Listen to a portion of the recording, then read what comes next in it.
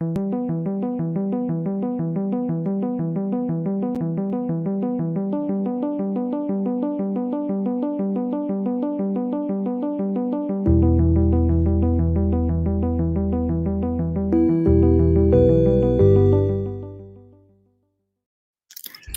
everyone, and welcome to Dash 28 Live. I'm your host, Mike Atkins, and today we are bringing you a cross-continental contest of countercharge co-hosts. That's right, we have Jeremy Duvall versus Matt Croger playing their third round call to arms match. The scenario is going to be kill, is that right? Correct. Yes. Yeah. Awesome. And joining me here to comment on the match, we have Elliot Morrish, Jake Cherapika, and Mr. Dan Miner. So, without further ado, let's go ahead and bring up Jeremy's list, and he can talk us through what he will be playing. Disgusting. Well, we all know who to blame for this list, which I will announce shortly. All right, Jeremy, what do you got? Okay. So, as many of the Countercharge audience knows, for this tournament, I thought it would be fun for each round to put a poll up. And on that poll, the audience could decide what army I play. And then also it's been a really interesting adventure for me in that I've got to play all these armies I've never played before, which you have to learn about that army. So I can get myself with my actual army in a future turn. I have some sort of better idea of how they function.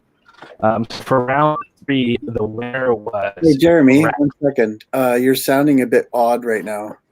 It's your headpiece thing again, Jeremy. It'll be loose again, like on the you know what I'm talking about, like on the podcast the other night. Does this sound better now? Yeah, that's better. Okay. Sorry about that. Okay. Yeah, so the winner for round 3 in the poll was Ratkin Slaves, which was added by Visibly Riley as an option because he's really determined to see me play Ratkin Slaves for some reason. And once I found out that I was playing Matt, my fellow co-host, Alex, another one of our co-hosts, already beat him in round 1. So if I lose to him, it's just I'm never going to live it down. So I called up my filthy list consigliere, Tom Annis, and I was like, build me an army. So he put together this Ratkin slave list. So the meat of the frontline meat of the list is 4 hordes of slave wretches, all with the last breath. Last breath is when they're destroyed. Any unit engaged with them takes 2d3 piercing 2 hits. So a little like mini crystal pendant. So I have 4 of those. I have 2 regiments of Black Souls with the Crushing Strength 1 upgrade, so they go down to defense 4. You'll see kind of what they do once we take a look at our initial deployments. I have 3 regiments of Abyssal Berserkers, which are just really great. Dash 17, but they hit on 3s with Crushing Strength 1 and Vicious, so really nice unit. And then I have sort of my second line hanging out behind the wretches. I have 3 friendly hordes of Decimators. And then I got 2 slave drivers. One has loot and one has trickster wands. And the slave drivers are inspiring, and they give rally 1 to slaves.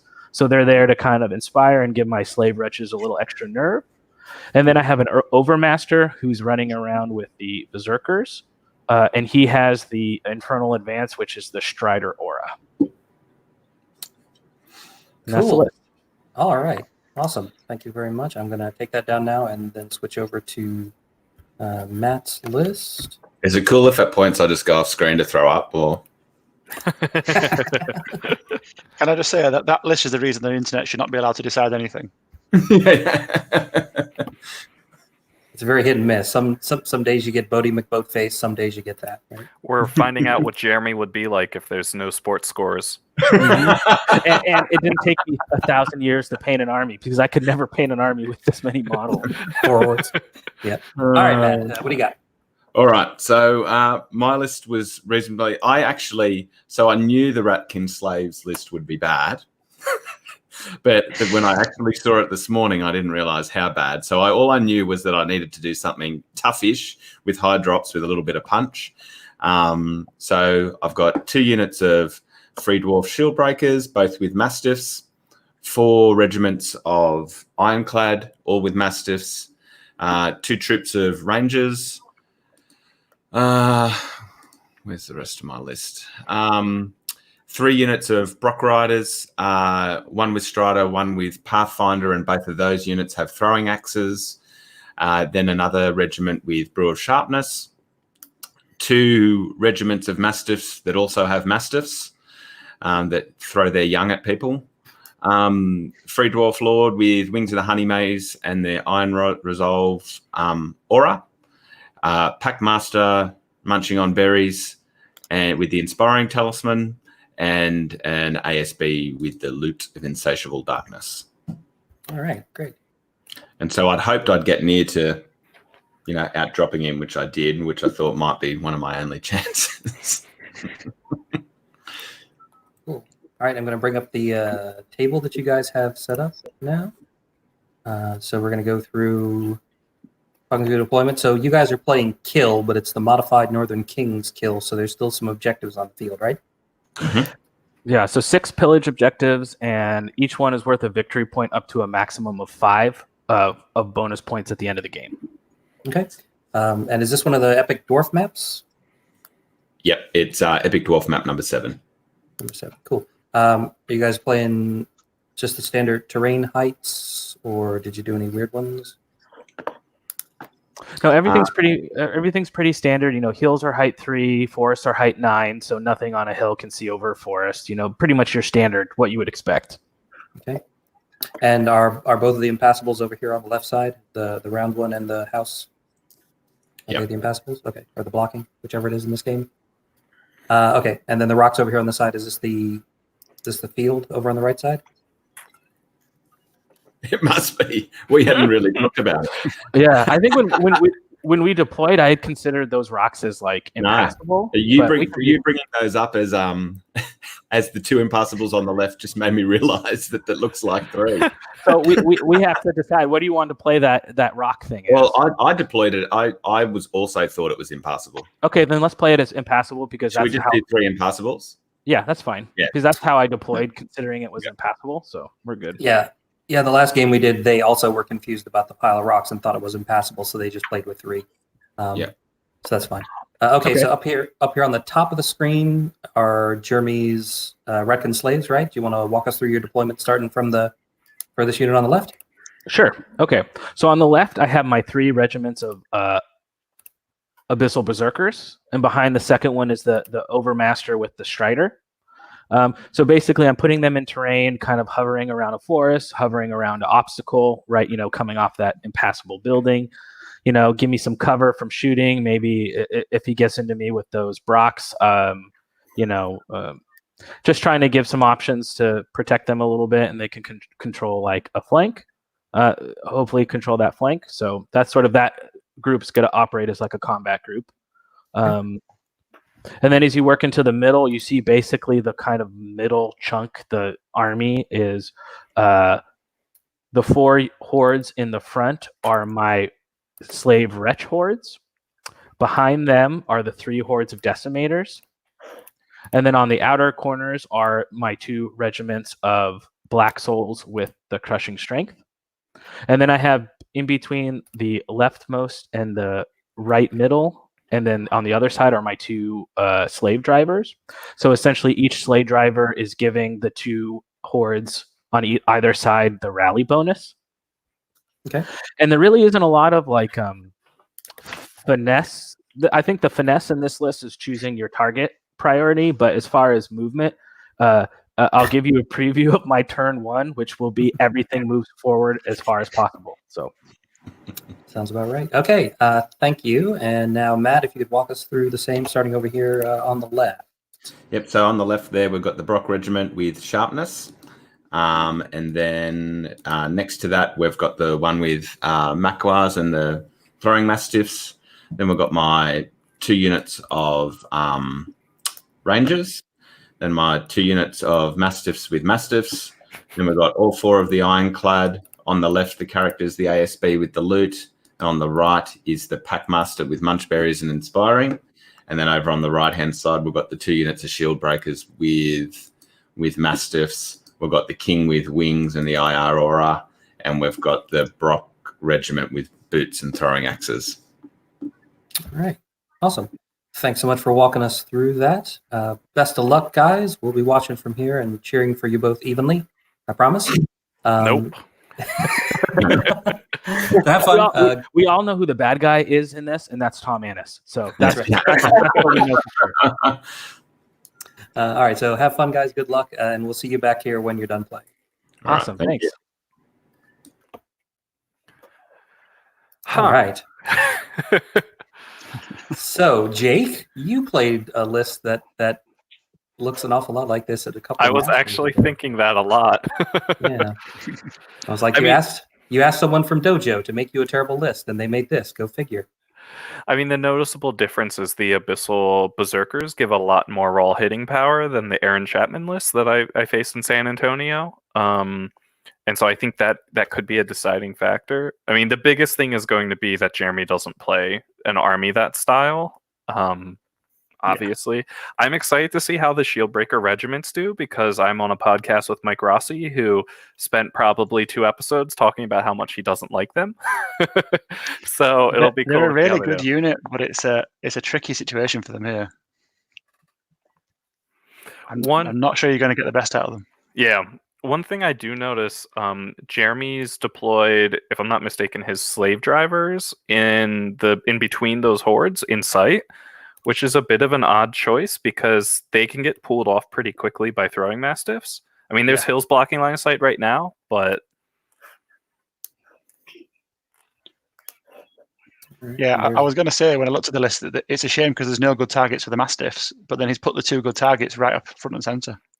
and then spiring with all these hordes is pretty massive, right? Because you don't get the same return on the nerve if you're not re-rolling those, high nerve checks.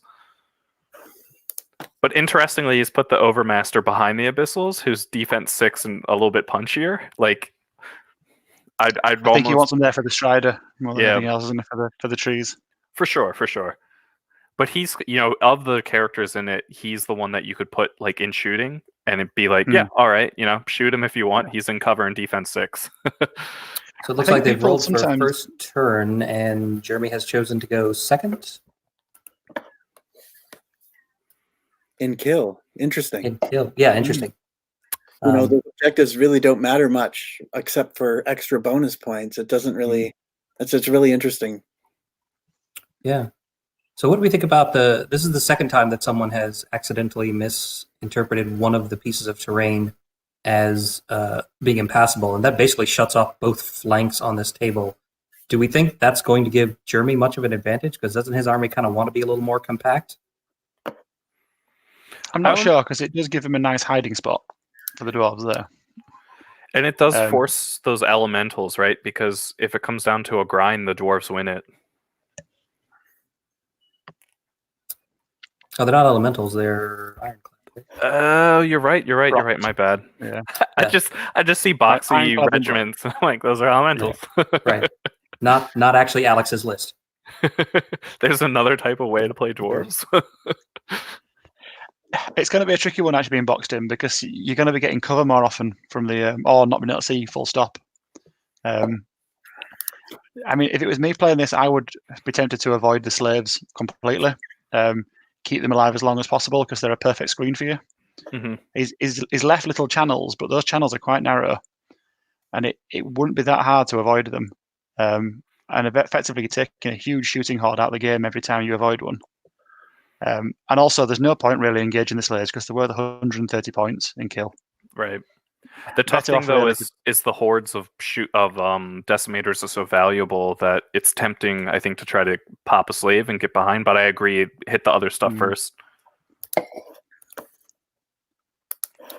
So what are we expecting to see in this game here? Like, obviously, Jeremy said he's just going to move forward, but like, what's the dwarf plan here? What's their route to victory? Well, they have tons of mastiffs and rangers, right? The idea is just to pick off all of those exploding units before they get in. Obviously, he's only going to maybe get 2 if he's lucky. It's just a matter of, that's just mitigating how much free damage basically those units get, right? If I was using that shooting, because I mean it's only 2 troops of Rangers and Mastiffs, I think I'd actually shoot the Berserkers. They're pretty pricey. They're I defense agree, 3. yeah.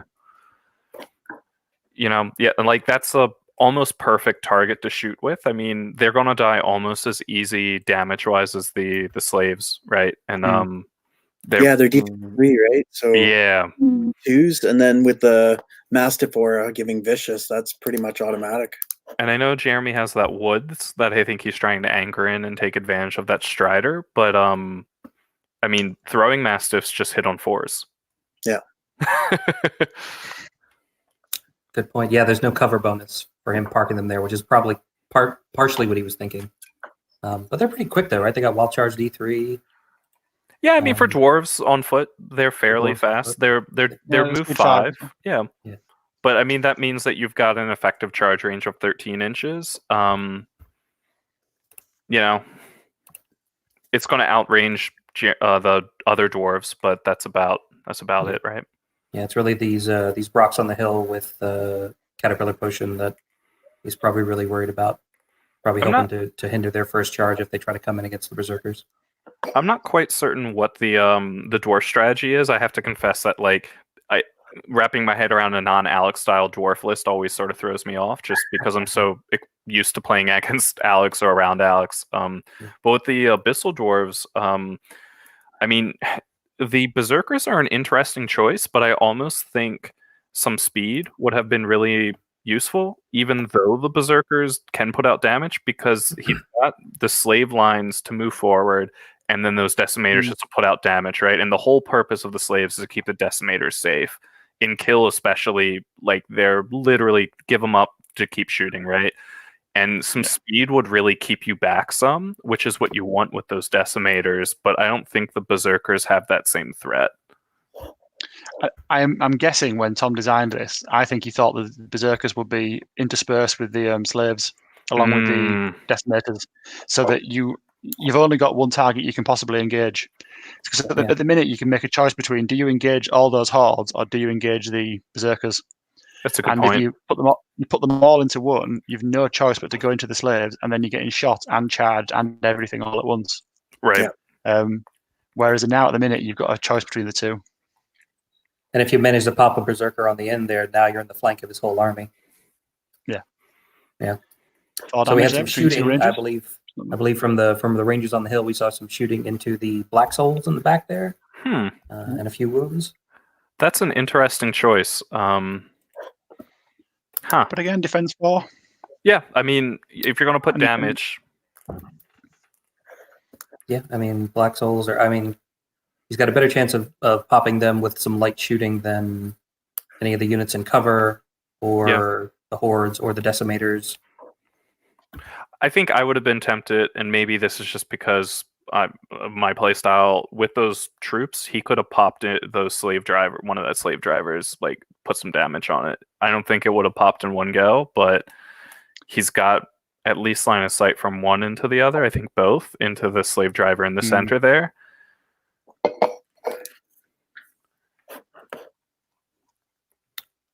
And they're pretty. I mean, they're 80 and 70 points, which is fairly pricey for a 10-12 nerve. I mean, their defense 5s was a little bit harder, and they're individual, and there's a lot of factors in there. But right, yeah. So it's probably the increased defense and the fact that their individuals made them seem like not as useful targets as the Black Souls.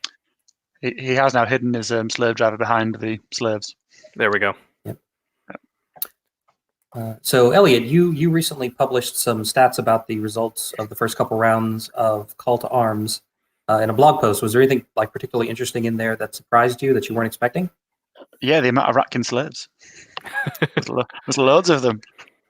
They're not doing great. You've got to feel sorry for they doing? not well.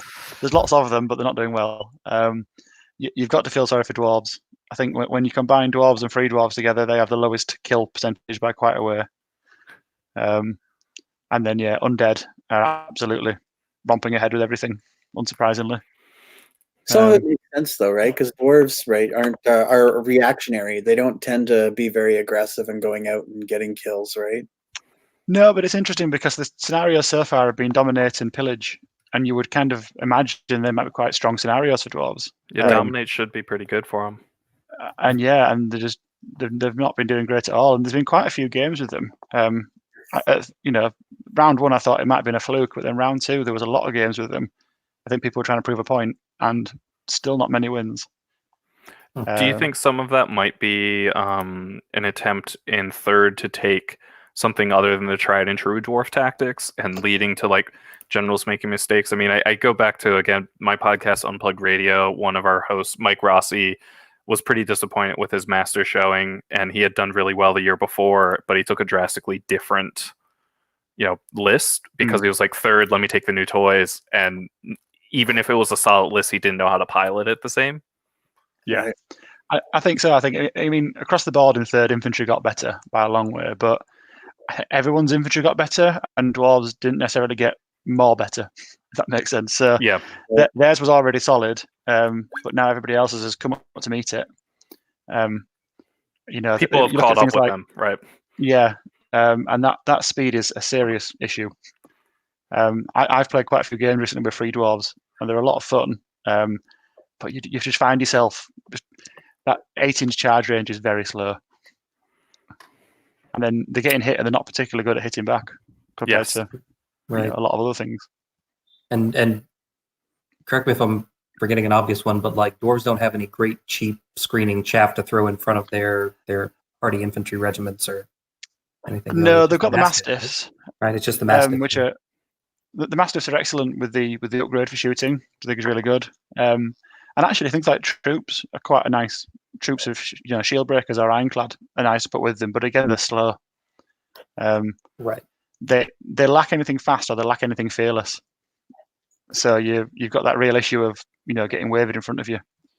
And the only thing in your army that's not headstrong. Yeah. Right. And if you're going the earth elemental route, like that's not really cheap chaff anymore. That's a wall of stone that you're putting a lot of points into to have in front of your stuff. Like. In many ways, this is, I think, an ideal matchup for the dwarves because they're not being outsped anywhere, and there aren't any real alpha strike units on the other side. That's true. They've got a flying king and they've got Brock, so like this is they're the speed demons in this particular matchup. And I mean, the interesting Brocks are going to eat those stuff up, right? Because there's nothing defense. Yeah. I mean, I guess the Black Souls are defense 5, but other than that, if a Brock hits it, it's going to do a lot of damage. He's been quite conservative with his flying king. I would have liked to see him shoot down the left flank. Yeah, really pushing them against things down there. Mm-hmm. Yeah, I wonder if he's worried for that tower's impassable, though, right? He's got to keep his line of sight open, right? Because if he pushed up really, really hard, then at that point he's just leaving that one berserker unit to turn to face, right? Right now, that they're presenting more threat, right? I don't like where those Brocks are on the left, I have to say. It'd be so easy to guard your flank with that impassable. Yeah. Yeah, me too. And he could have easily flown the character over and hidden him behind that rock pile on the side since they're playing that on as an impassable and be out of sight but still within range to jump out and pop anything that peeks around the corner. Yeah. All right. Matt, starting I do wonder if they've got a plan at the minute, or if it's just shuffle and see what happens. I think that's sometimes a temptation with this style of play because you're not committing to like painting models, purchasing models, and different things. So I know Jeremy, for instance, he said it here. This is an army he plays. This isn't necessarily he had someone else write the list for him, and he's just letting people vote. So I think he's like taking this opportunity to try different stuff. But I also don't think he's like really thinking as much about it because he just wants to like experience the army. You know what I mean? Kudos to Billy Riley leading the crusade to make Jeremy play Raccoon Force. Britton Williams asked which army is which. The army on the top part of the screen is Jeremy with Ratkin slaves, and then the army on the bottom is the dwarves. Thank you for the prompt to turn on the banner. Yes, it's free dwarves, isn't it? Free dwarves. Which are generally considered to be the better dwarves, right? Free dwarves? Yes. Generally. Well, because if you're taking a list like this, you could take the exact same list in regular dwarves, but it's better in free dwarves. Because your shield breakers gain Pathfinder, you get auras for your throwing dogs. So it can sort of do whatever the dwarves can do, but better. And free. What is And the free, unit that Matt has between these two hills here? Is that Mastiffs? That's it. Yeah, Mastiffs with Mastiffs Mastiffs. Yeah. Mastiffs all the way down, and they are not quite touching the hills, so they're not visible. I'm curious to see why. Maybe Dan, you or Elliot see something I don't, but I'm wondering why he moved those. I mean, they're still doing movement, I believe, but he's moved them in a way that I don't quite. I mean, he's hidden behind the hill, right? But I don't. I don't know. He outspeeds. He's going for a shot on the berserkers, I think, with the throwing mastiffs. Which really leads me to believe, why didn't you shoot at them the first turn, right? Yeah. I suppose that the first turn they were in cover. Yeah, but I don't know. I feel like if right? I agree. Yeah. It's easy for me to make calls like this from the the armchair, when in reality I would probably have done the same exact thing. So. Yep. So that is. I suppose you're fairly safe in being charged, because you don't want to take that charge there, because then you're going to get Brocks. Right. Everywhere out your next turn. That's a good call. So actually putting them there is quite nice, really. So that was 7 hits on 8 shots. Dang. Ooh. Was that 6 damage? 6 wounds. 7 6 damage, yeah. Damaging on 2s. Whew. There you go. It was a perfect plan. That's crazy. So now I would fire harsh. the rest of my shots into there, because dash 17, you can. They don't allow they're in the forest anymore. Yeah, I agree.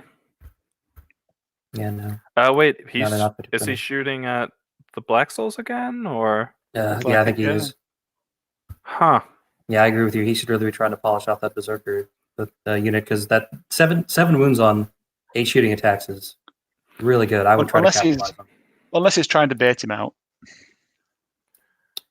Could be. Maybe. He's possibly baiting him into the charge to finish him off with some of his other units. Trying to spread that damage. Exactly. I mean, you've got a lot of stuff to chew through. Well, and the interesting thing is so Jeremy probably doesn't charge next turn, right? And he's got 2 really damaged units. So if he doesn't charge next turn, then next turn, theoretically, those 2 could get peeled off, and then suddenly the Ratkin have to start pushing harder, because it is kill. It would be a mistake not to charge, I think. I think the temptation would be not to do it. But that's a 10 on the nerve roll for Black Souls that would have gotten them. Oh, I'm fine. Yep. And so here's an instance where if we had taken a risky shot on the the slave driver early on. Berserkers need a 10. Yeah, they're fine. Yeah, fine for the moment. Yep. Yeah, but if he put those other 7 wounds on the berserkers, like, he would have been picking them up right now. Right. Yeah. I really like that he didn't move any of his dwarves forward. There's no reason to go anywhere. You've got targets on the left that you can pick off. There's no point pushing up. That's a tough call sometimes to make, when to like stay put, especially when you're facing something that might feel like it's an overwhelming amount of shooting in units. But I agree, especially on kill, because there's no benefit getting stuck in there, and those slaves at the minute are actually holding up. The decimators just as much as they're going to do damage. Well, and interestingly, since 2 of those decimator hordes are in that pond, they can't move at the double, so you can't even get in a great position this turn to start shooting next turn. He's doing some wild charge rolls on his berserkers here. Those ponds are actually in. When I faced Aaron Chapman's list in San Antonio, I had Basusu the Vile, and I basically parked him in front of a slave horde and kept making them charge me, holding up the decimators. And because he's height 1, you couldn't see it. And that flying dwarf king is in prime position to do that right now. Really is, actually, yeah. Oh, that'd be cruel. Wonderful and cruel. Well, because that one... In fact, actually, yeah, I mean, it's perfect. I hope he sees it. Charge either the middle 2 there. That really actually could be a game-changing move. Yeah, hold up the whole middle, polish off the berserkers with your Brocks and your shooting. Yeah, absolutely. Start enveloping. Yeah, and that's one of the. I mean, these lists seem really scary, but there are very clear weaknesses that I think a more like someone who's used it a lot can mitigate it some, but someone who hasn't used it leaves them open. So net listing isn't always the answer. Never the answer. Yeah. Well, Looks it like isn't. you got, I think in a 2, game 2, as and 1 complex for as Kings of War, Walter. taking a net list is really hard going, actually. Yes. Yeah.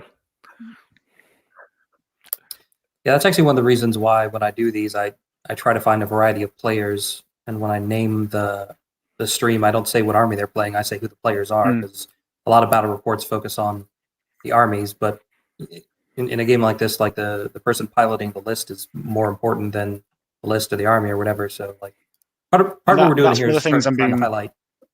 Yeah, go ahead. Yeah, I would say that's one of the things I would say about the facts and figures and stats that we've released today is take them with a very big pinch of salt, because the biggest influencer is always going to be the player of who uses the army and how experienced they are with that army. And so, it might look like some lists are stronger or weaker than others, but I think a lot of that comes down to who's using it and how they're using it. Yep. Yeah, but that's a lot harder to make graphs out of. It is. Although the country graphs are interesting, I'll say. Yeah. Again, I'd love to say that they are a definite true measure of everything, but I purposely didn't put any comments on them because it's very early on, and I will say, in the defense of the US, which I never thought I'd say, they do have the biggest player base by a long way, so they've got a lot more scope for players to be pulling averages up and down. A lot of those countries have only got 5 or 6 people representing them. Yeah, but I'm not at all surprised to see Spain at the top. Actually, got to say, if you ever play the guys from Spain, they are very, very good at Kings of War. That's one of the things I'm jealous about, those of you in Europe with the Clash of Kings, is you get to play people from a much wider geographic area. I mean, obviously, like... Don't be that jealous, because they come over and beat us. Do you think I go to the Masters and win? Me too. I mean, yeah, they're really nice guys, and it's good fun, but it's quite nice having your own meta where you can actually win in it. And then the Spanish guys come over, and you've actually got to play well. I don't think you know who's in my meta if you think that I have a meta that I can win in.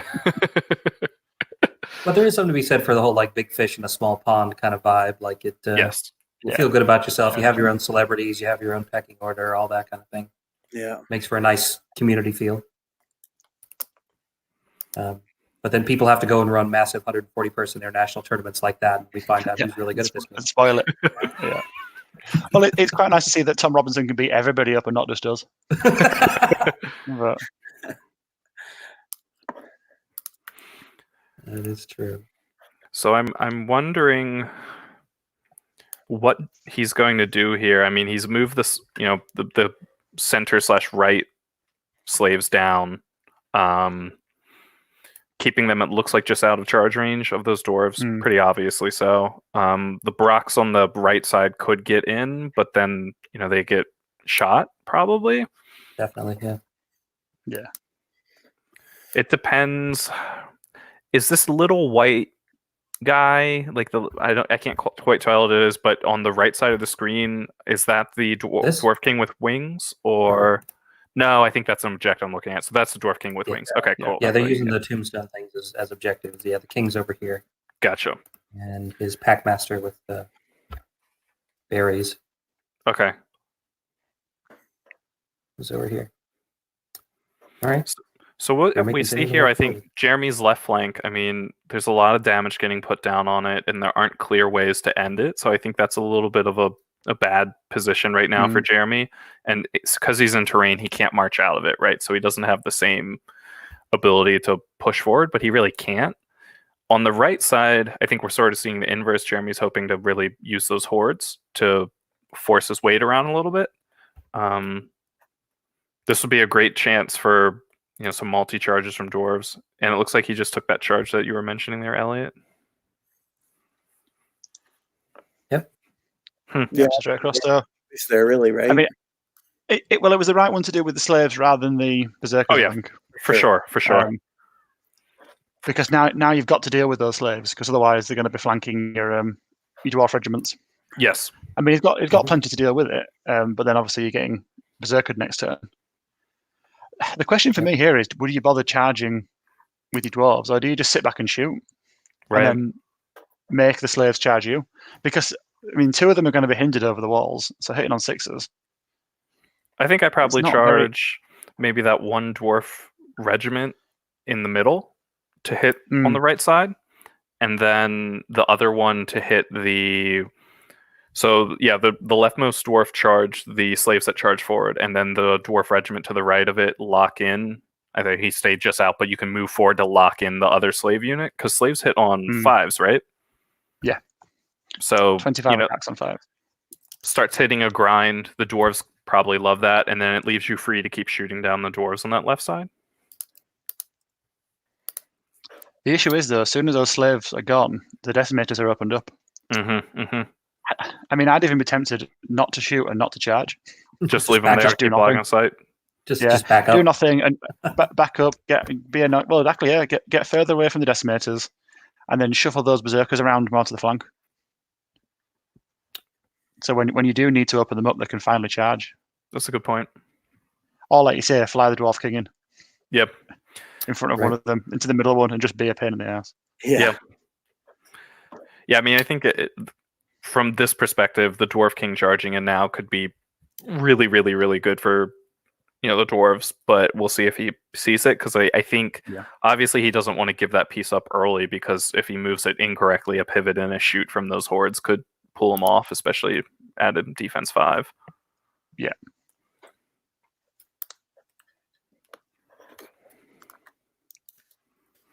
Do Abyssal Dwarf Berserkers, they have Crushing 1, don't they? Crushing 1 and Vicious. Yeah. And Melee 3, so they're pretty nasty. Yeah. And Strider. Yep. Pretty good. But Strider, not the same as Pathfinder. Yep. Jeremy's probably kicking himself for right now. Well, I don't really know, because he's just trying to hold up that flank, right? With the 2 Brock Riders there. I don't know if he... there's not a lot of shooting other than the Mastiffs, which are all one-shots over on that flank, right? He's got the 2 troops of Rangers. Oh, they're troop Rangers. Holy cow. Yeah. And I think he's got throwing weapons on the Brocks as well, hasn't he? Let me check. This might be the one and only time it's a good idea to take throwing weapons on Brocks. You're right, he does. Yeah, so there's actually... On 2 of them. So the one with sharpness doesn't have it, and this one is the one with sharpness, and then the other 2 have it. I don't think I've ever seen Brocks with throwing weapons, so let's see what... That's because it's a terrible idea. Absolutely. I'm not say it, but... I've got an angry badger and a dwarf on top of it that wants to charge something.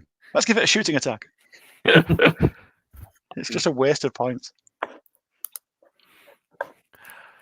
So if we said we wanted more army flavor in 3rd edition. We didn't say we wanted super efficient options. It's true. If you were shooting in this upcoming dwarf turn, we're pretty much ignoring Jeremy's turn because he doesn't really have a lot more other than those slaves that are going to do stuff beyond moving. But if you were shooting the dwarf turn, I mean, so he's got 2 damaged units, but the berserkers I think are scarier than the Black Souls. I wonder, I would prioritize the hurt berserkers and then probably start shooting the 2nd berserker unit maybe if they're out of cover. What would you do? The dogs are going to have a shot on the berserkers. The 2nd troop of dogs to the left. I would wait and see how much damage you do there, and then probably put everything on the berserkers. The Black Souls aren't going to do anything next turn. They're move 4, right? Yeah. Yeah, exactly. They're not a threat next turn. They're not really in the game. And then it's just the question of how bothered are you about... I think he's probably out of the 13-inch threat range of the other 2 berserkers. Right. So maybe this is time to talk about risk management, because the berserkers, they're a -17. How much wounds does that dog unit need to give for you to actually start working on other targets and leave them, with the nerve roll you've got? I always say if you need something to be dead, you get it down to a +1. Right. And I will always go with that. It's very, very rare that I will risk a 4 or a 5. If it has to be dead and it's game decisive, think it a +1. on it. Yep. Yeah. because every single time Sod's Law comes and bites you. Yeah. And you roll the 4 or the 5 and they're fine. So you need to get another Yeah, seven wounds, right? Or dash 16 or dash 17. So you get Yeah. Or Yeah, dash 17. but you've got 20 shots between the ranges. you You've can got do it easy. yeah. Right, but you were talking maybe seeing how much the dogs did, and then went from there. That's why I wanted to bring up. Yeah, unless you do absolute out of the another 7 damage with the dogs, which is unlikely. But yeah, even then, I mean, the nice thing about having 2 troops is you can split your fire. Well, he could do something cheeky too, where he moves the berserkers with throwing weapons in shoot range of the hurt berserkers. Once they, get, because if they only need 1 or 2 more damage on them, boom, and then you shoot the rangers into something else. But they're only a 12-inch range, right? That's putting them in risk position and giving up their threat. Yeah, but only if you put them in a risk position of the hurt unit. You know what I'm saying? Only if the hurt unit, but there's still those 2 other units of berserkers. I don't know how you do that. Well, because the hurt unit, depending how Jeremy moves, is. I guess he could give them the flank and then blockade the flank with the impassable. Well, and depending on how Jeremy moves, the other unit's so much further ahead than the other 2 behind. Not so much, because remember those berserkers are speed 5 with wild charge D3 too, right? Yeah, but you just have to get partially within 12, right? So I don't know. It might be possible. I would measure it and check. Yeah. All right, Jeremy's moving on to combat. We got slaves beating up on dogs. I mean, what's funny is they're not guaranteed to kill them at all. The 11-13 regiment of the dogs. Yeah, exactly. I'm surprised Jeremy didn't move another one of those berserker regiments up. I think he slid one of them back. Yeah, I think he's kind of stuck in traffic up against that impassable there. Ooh, 8 damage on the mass. Okay, yeah, that might do it. And a 6. That'll do. Nope. No, that's waiver. Just a waiver. Yeah, over here. Or no, or not. no, it's not. We can't do maths. It's 14. Yeah. Oh, yeah. There we go. 11-13. Yeah. All right, so Jeremy gets first blood. Now, if it was me here, I would be going forward D6. No. Put the pressure on. So he reveals the flank here now to that regiment of dwarves that I said I would potentially put in. Yeah. I would put them in guaranteed. I would have put them into the front, to be honest, because you just want to grind and hold those guys back and grind at them, right? So yeah, I would absolutely have gone forward D6 there. Just make you deal with that hard. At the minute now, you can choose what you do. I like to say you flank them and do whatever. But... Yeah, and I mean you walk forward. So what if the Brocks on the hill flank charge you? Then the Brocks are off the hill and look in the wrong direction. Yeah. And so what? You've lost 130 points of slaves. And now the Brocks are over here behind a hill in front of your infantry, like nowhere near where you wanted them to be to hold off the berserkers. So Exactly. Yeah.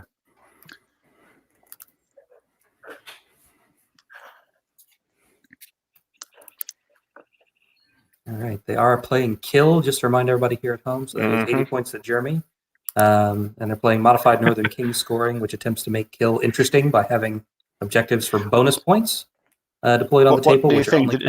Did it work? Have I managed to make kill interesting?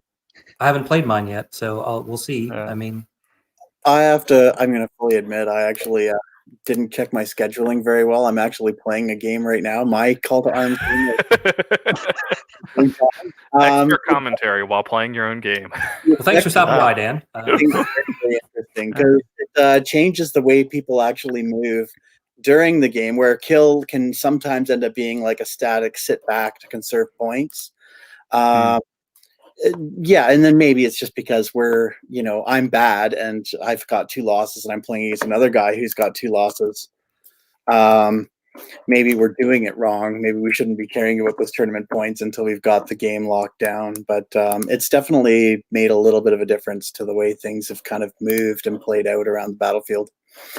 Doesn't look like actually for this particular game we're watching right now that it's making much of a difference. They're pretty much playing kill, and whatever points they scoop up at the end is what they get. Really, kind of the way positioning is right now. So maybe at least they'll mean that they're not. If they choose to do that, that's fine. But they're not scoring big points. Right. Doing it. Unless they Doesn't look get like the 5 Lord tokens at the end. with wings is going in, which is a bit disappointing. Yeah, I'm not sure he's seen it Yeah, I don't think as an so. option. Yeah, maybe he was just. Side shuffled the Brox too, which I guess he wants to continue to threaten, but not open them up to stuff yet. I think one of the problems is that you really want to lock down those slave hordes, because the further up they get, the more those decimators come into play. We're on turn 3 though, aren't we? So he's limiting every time he does that. true. He's limiting a turn of decimator carnage. Mm-hmm. Yeah. That's true. Ooh. And he did kind of have to move some of his I'm other not units sure out of the way he's to seen be able to it. see. Yeah. Can you check the arc on that Yeah. second from left horde of slaves? Because I think he's got This a flank there on that regiment.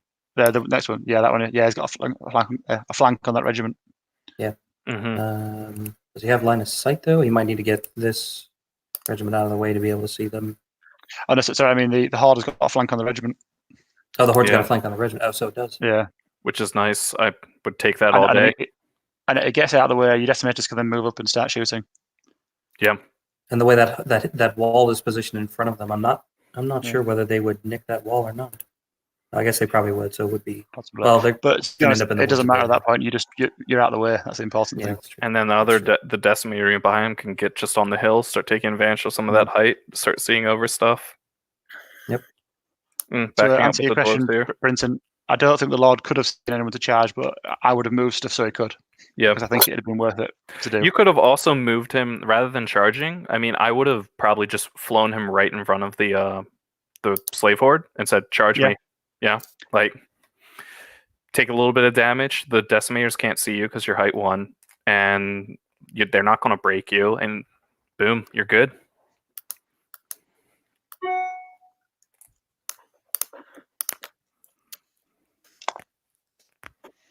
This is so different than the Chris Fisher Kyle Poole battle, which was action starting right on turn 2. Yep. All right, so now he's Matt's moved on to shooting. So I guess we're going to see some mastiffs getting thrown, or some throwing weapons getting thrown. Throwing axes. Mm-hmm. First time ever.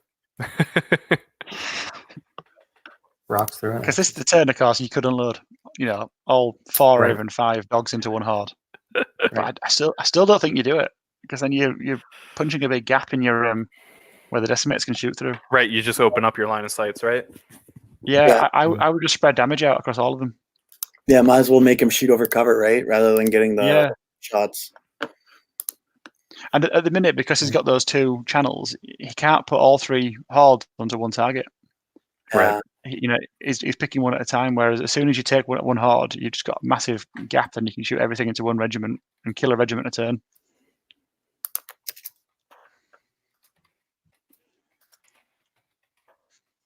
And 2 wounds on the horde with the throwing weapons.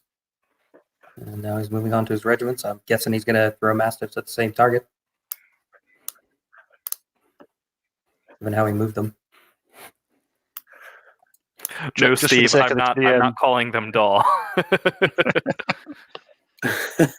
I feel like I should say, by the way, I hate kill. I've done this version of it to try and make it interesting, but I still don't like it. I'm not saying I like kill. Was it just picked randomly? Did you guys just roll randomly for the scenario this round? No, it's all we claim it's random, but it's all planned out. No, this is entirely so you can all be guinea pigs for the Northern Kings event. Smart. Because clearly the time to use a tester is a 144 player tournament, so we can test out our 20-man local one-day events. Right. But no, we wanted to use kill for a couple of reasons. We've been really trying to get a way Northern Kings can work with kill, because it doesn't at the minute. But also, kind of the rules committee are going to really struggle this year for the Clash book, because there just isn't enough tournament data out there at all. Yeah. Right. And the one thing I didn't want them to be able to say when we present all the call to arms data is, oh, but you didn't use kill, you didn't use these kind of scenarios. So at least by doing this, we can sort of give the full gambit of the Kings of War experience. So it'll never replace a year's worth of data, but at least we can make call to arms as good as possible, as kind of an indication of where Kings of War might be. So we've all got to endure kill.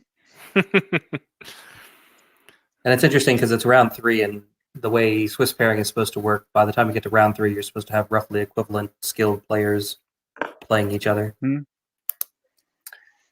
Yeah, because those So- random, like, first guys being super good, basically being paired off, and one loser going down to be just to beat up on Club a Baby Seal and on his way back up again should have already kind of worked its way out again, right? So it looks like he is Yeah, spreading some there's of also that, Steve.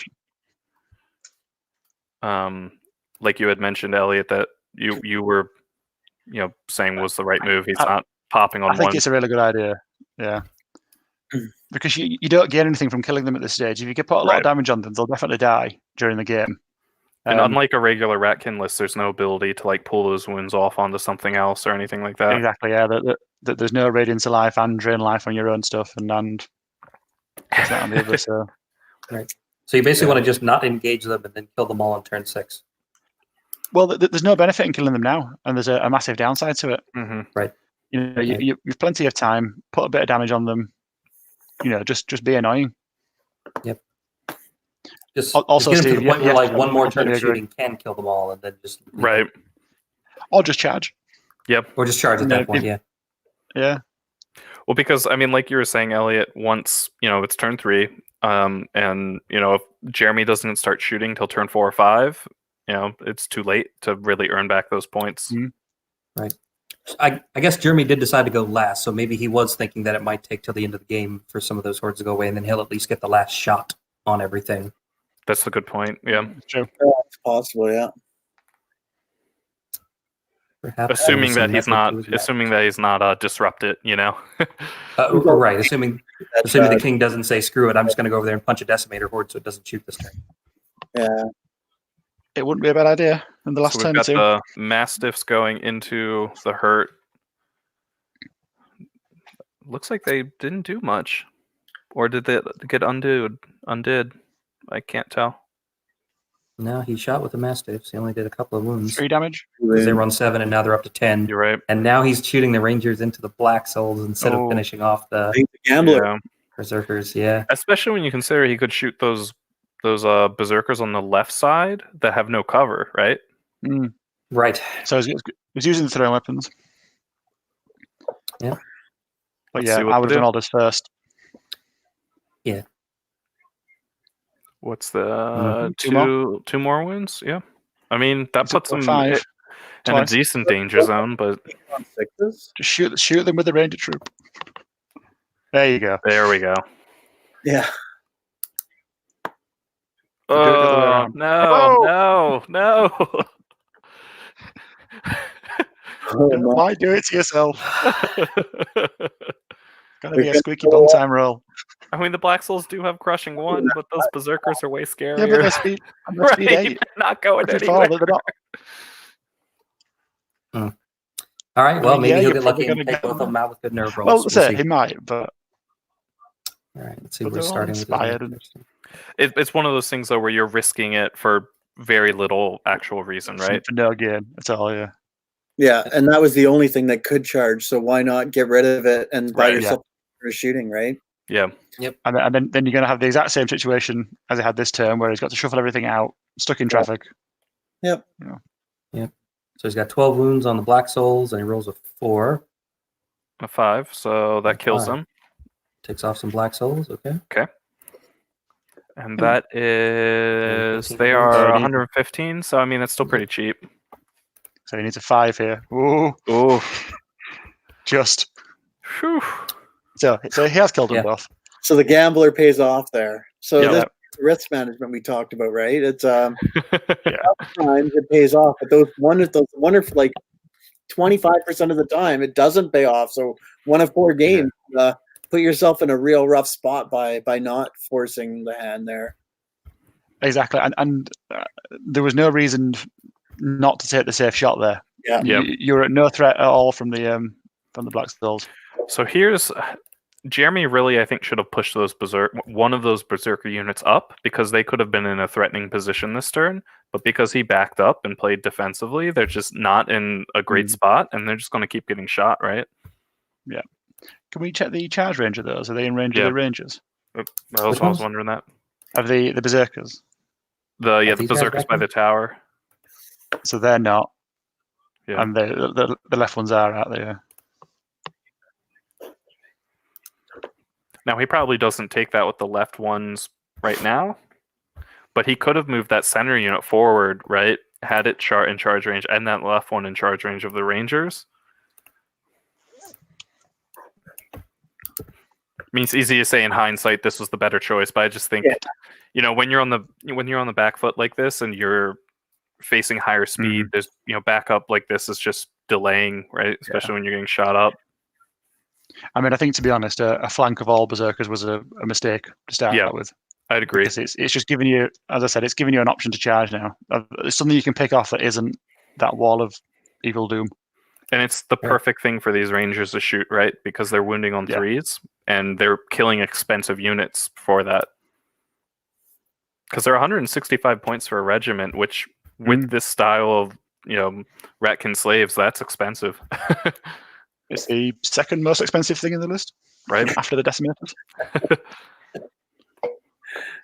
Yeah. Which is horrifying in itself. All right, so he's sending some of the slaves in on a charge. I'm not sure he's seen the flank charge. Yeah, I don't think so. So here's the moment where even if you would park that king in that center unit, hold the line up, but maybe he saw that? No. What is he rolling? Oh, he's rolling for wild charge. Duh. Okay. Yep. I was like, So what is 3, happening? So this one does have 15, 3, 6, 9, 12, which is still not enough to get to anything, but he can get to these far. Brock's way over here on the left with them now. Oh, can he he? wanted to. Yeah. I think it's 13 is the max you can get into. Oh, it's 13. You're right. My bad. Yep. Yeah, speed 5. That's right. They're 5, not 6. That's right. Yep. So yeah, and you then can't really get to the anything. other unit rolled a 1. So yeah, one of these instances of wild charge is great, except when it doesn't work, right? Yeah. Still too far away. Yep. And so here's where even moving that Overmaster forward some, because he could, take a charge from the Brocks or something, like you could. It's a pretty expensive unit that has decent defense and decent nerve. It's more than just that Strider aura. And I was going to say he's got a charge there, hasn't he? Because you measure from any point for range, don't you? I mean, he's got line of sight. Good call. I think that was a mistake there because you could have easily guarded your flank with that building. Sure about that? Because the Brocks are not in the charge arc for that unit. I think the corner just is. Oh, they're not. They're not. They're out of that. Nope. Yeah, that's an illegal charge. Yep. Shame. But if they both say it's fine, then their game, right? Right. And it's touch a tape measure now, so you can't even undo. Right. Because of the weird quirk of universal battle.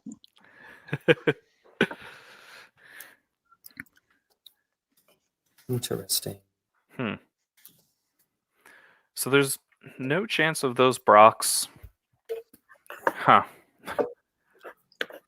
So do we think that was just a desperation charge from Jeremy over there on the left? Like he just lost two units in the middle? 100%. Is he in sight of any of the dwarf stuff on the hill though? No, I don't think so. So I mean, it's not terrible. You enter the grind. It's actually a pretty good charge because it's 3s and 3s with vicious. Yeah. He's going to do a good amount of damage there. And I don't think he dies on the counter charge. Although actually, no, bro sharpness, so he might die on the counter charge. Especially with vicious against D3. I mean, it's dicey. Yeah. I mean, how far is the aura though? Because he's out of 6 inches. Overmaster. Yeah, he doesn't have the aura. And that's tough too because he won't be inspired. Now, is the aura at the point you charge? It's when combat happens. Yeah, it's when combat happens. So he needs to move the Overmaster up more. But I think he already moved him as much as he could because he walked over the fence because he was behind the unit. No, the aura is when during the movement phase, like Strider auras are doing the movement phase, right? So it's I think you're right for Strider, yeah. Yeah. Oh yeah, you're right. For Strider, yeah, obviously. We were talking about vicious, but I don't know why. I was mentioning vicious because the Brocks have vicious. So on the counter, if they survive, they're going to munch up some berserkers. Yeah, for sure. So Oh, yeah, you're right. You're right. I thought the Overmaster had a vicious aura, not a Strider Mhm. aura. Yeah, no, you're right. They're fine. Yeah, no, they've got vicious. dwarves normal. just vicious all over the They place. just have it. All right. They're Oh, missile they got, dwarves. apparently it was just clipping when they checked, so it wasn't a It cheating wasn't charge. really- Okay. Okay. I take back everything I said and all the bad things I was thinking. No, you don't. Yeah, Cheating Ratkin slaves.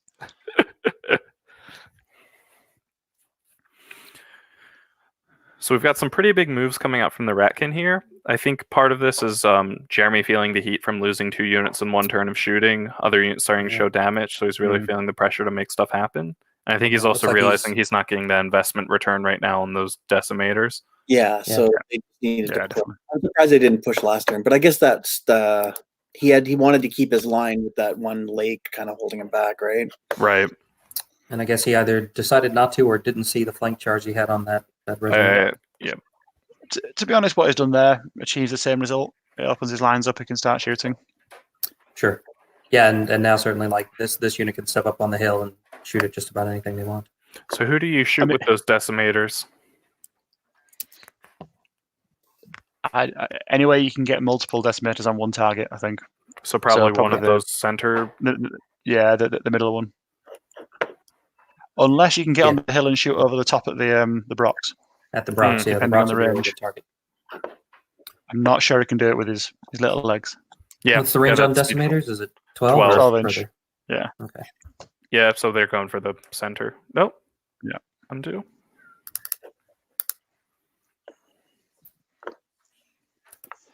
One thing he's going to be very mindful of is to stay out of the 8-inch charge range. Mm-hmm. Because obviously it'd be a real pain if you finally get in shooting range and dwarves come and charge you. It looks like, do we think this is a flank that the Brox are in over here now? Ooh, Mm. it's like a 4-up. Yeah, that. Yeah. Yeah. We'll see what happens there. All right, so turn 3 is the turn when stuff happens. Jeremy's definitely going in lots of places here to see if he can get something going after feeling Mike, some can heat you from some check what's the range from the Rangers to this Decimator Horde on the hill? Gotcha. Cool. 7, 8 inches, something like that. Yeah. What about the left unit? Like they're just out of 12. Gotcha. 13, yeah. Okay. Yeah, because I was saying that, I can't visualize distances, especially on this program. And, that is Oh, a I flank theoretically, but yeah, nope. I've played far too much Universal Battle. Yeah, I feel like things are closer than I expect them to be on Universal Battle, right? Because I'm looking at it and I'm like, oh, this is. I feel like if I was playing on a regular Yes. tabletop, that unit would be out of range. But then when I check, I'm like, oh, that's 10 inches. Huh, Mhm. okay. So here Oh. we're going to see these decimators start doing some damage, hopefully for Jeremy, because if they don't, it's going to be a bit of an issue. Mm. So as the dwarves seeing the Ratkin moving this way, I still think the dwarves have the upper hand. What do you do in return? Obviously, hoping the Brox survive, you countercharge. What do you shoot next turn? I think Berserkers still. Yeah. At this stage, I think the shooting you've got left is used. Is it all of his dogs now? I think he's the used all regular- his dogs. All but one. Except by the look of it, this one unit over here, yeah, which is far away from everything. Yeah.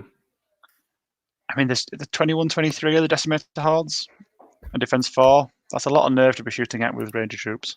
Mm-hmm. Yeah. Maybe Even in take a cover, cheeky shot on the inspiring source. The slave driver is right there. But I think Berserker's probably. Because cover and individual basically going to have the same amount of shots. Yeah. The other option, of course, is that he then actually charges the ranger troops in, and then into the horde in front of him. Because if you do that, you've just got 2 more units sort of in the fray. And that all he could needs free to up. do is. No, go ahead. Like I say, all he needs to do is get anything into those decimators in combat, and you're taking out a massive amount of combat potential. And those ranger troops are perfect for that. If they can sort of be in the mix. What's the distance of the Berserker, Brock Berserkers on the hill to the Berserkers in the forest? out of range by the look of it. Out of range, Yeah. cool.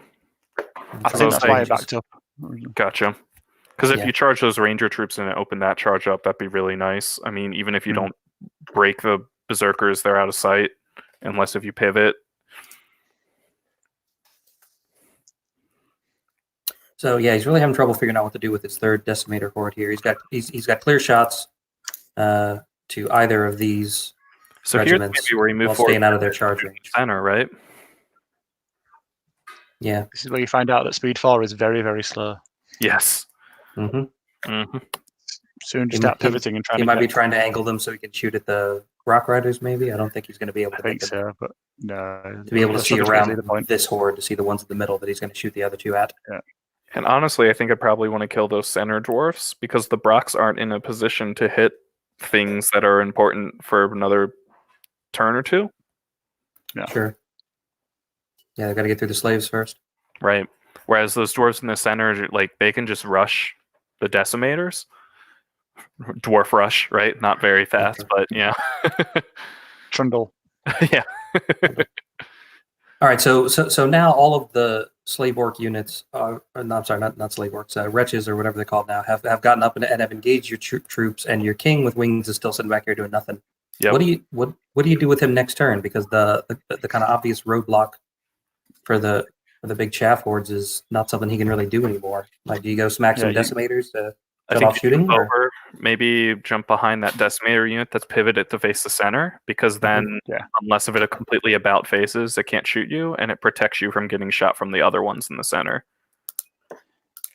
Yeah, I agree. I think at this stage you definitely jump over because you've lost that threat of decimators turning around to shoot you, because they're not going to waste time turning around when they've got everything else in front of you. Right.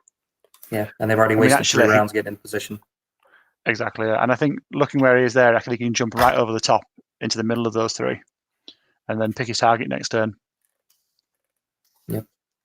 He can even as well, if he lands right behind to either corner of one of the hordes, he can stop it pivoting as much, which is really powerful. Yeah, I think this is an instance where both of these players have a high defense character that I think they're envisioning mostly as inspiring support pieces, but I think if they had used them just slightly differently, especially early on, that like that Overmaster, it's speed 4, but it does have 5 attacks, hitting on 3s, crushing 1, defense 6, 13, 15. Like that's not a pushover stat line. So Jeremy did move these last berserkers up out of the woods, and they are now, I think, within range of the Brocks on the hill for next turn. If they can get the rangers out of the way. So would you guys take that charge? Yeah, definitely. Yeah, because you can send these rangers into the flank of this horde, these guys into the front, then they're out of the way, then the Brocks just run over and punch them off the hill. Thunder is 2 off the hill. So forgot all of the attacks. Yep. All right, misses his Bane Chant attempt on one of his decimator hordes. If you kill those there, you're turning around into a very lovely position. Yep. And then you're forcing the decimators to either pivot and shoot you and ignore the stuff in the center that's going to hurt them, or vice versa. Yeah. I think if he charges and kills those abyssal berserkers, that's effectively a game there, because as soon as you've got Brocks behind you and all those dwarves in the front, you're in trouble. You've got a real issue. You're pretty much done. Yeah. It's interesting how the dwarves have been controlling the tempo of this game while still playing very cagey. I mean, I guess that's the dwarf thing, right? Having just enough shooting to force you to commit in places that you don't necessarily want to. That is 6 wounds against that iron. Oh, they're just scary, those units. Another 6 wounds. So puts at 12. Dead. 19. Oh, no, 7. No. 14, 16. Oh, no, vicious. Rerolling. Oh, okay. So, yeah, 7. Oh, that's left table. Yep, Yeah, 13 on a 14-16 unit inspired. So he's got to get that Flying King to lock down these decimators.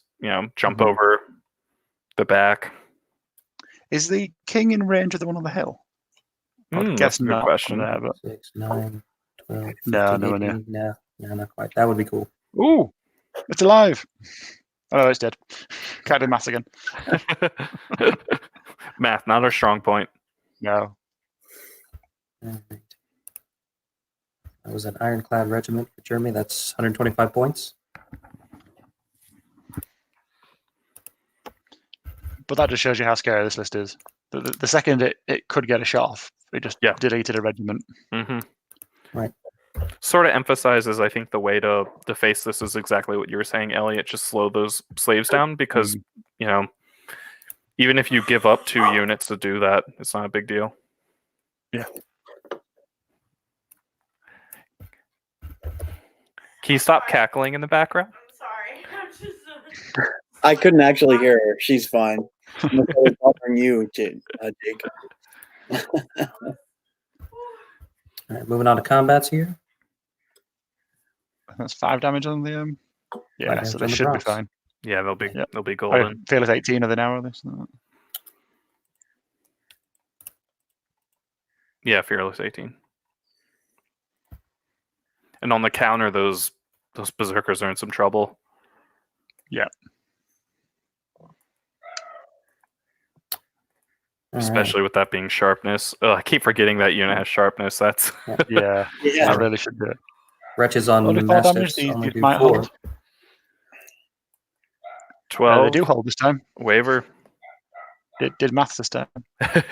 Are they headstrong? No, they're not. They're the only thing not headstrong, which is a real pain when it's the chaff that's right in front of your lines. and it Yeah. wavers. That might mess him up a little bit. He might have trouble getting both those ranger troops out of the way to charge the Brocs off the hill onto those other berserkers. Well, if you can They're charge the nimble, left right? one, you might. No, they're not nimble. Mm. Oh, the chaff's nimble, yeah. Yeah. Okay, But so it's they only can. speed. Yeah, it's only speed 3 though. There's a speed 6, sorry, so it's 3 inch back up.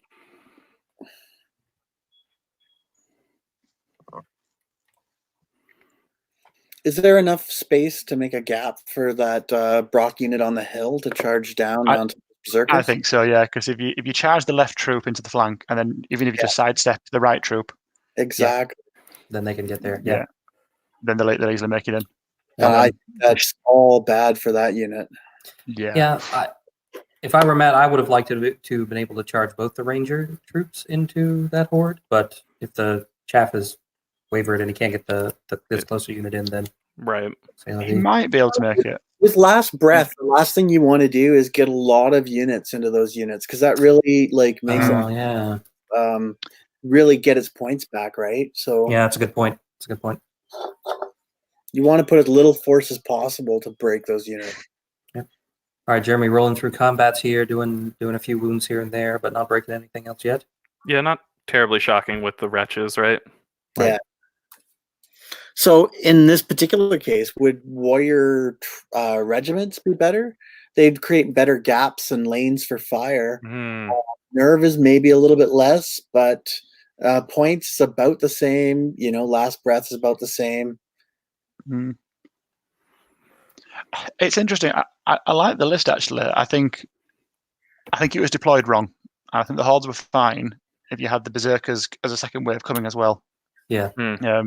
If you sort of imagine this scenario here, and then you also had 2 berserker regiments charging out in between all this. Yeah, that's a good point. It'd be a lot scarier.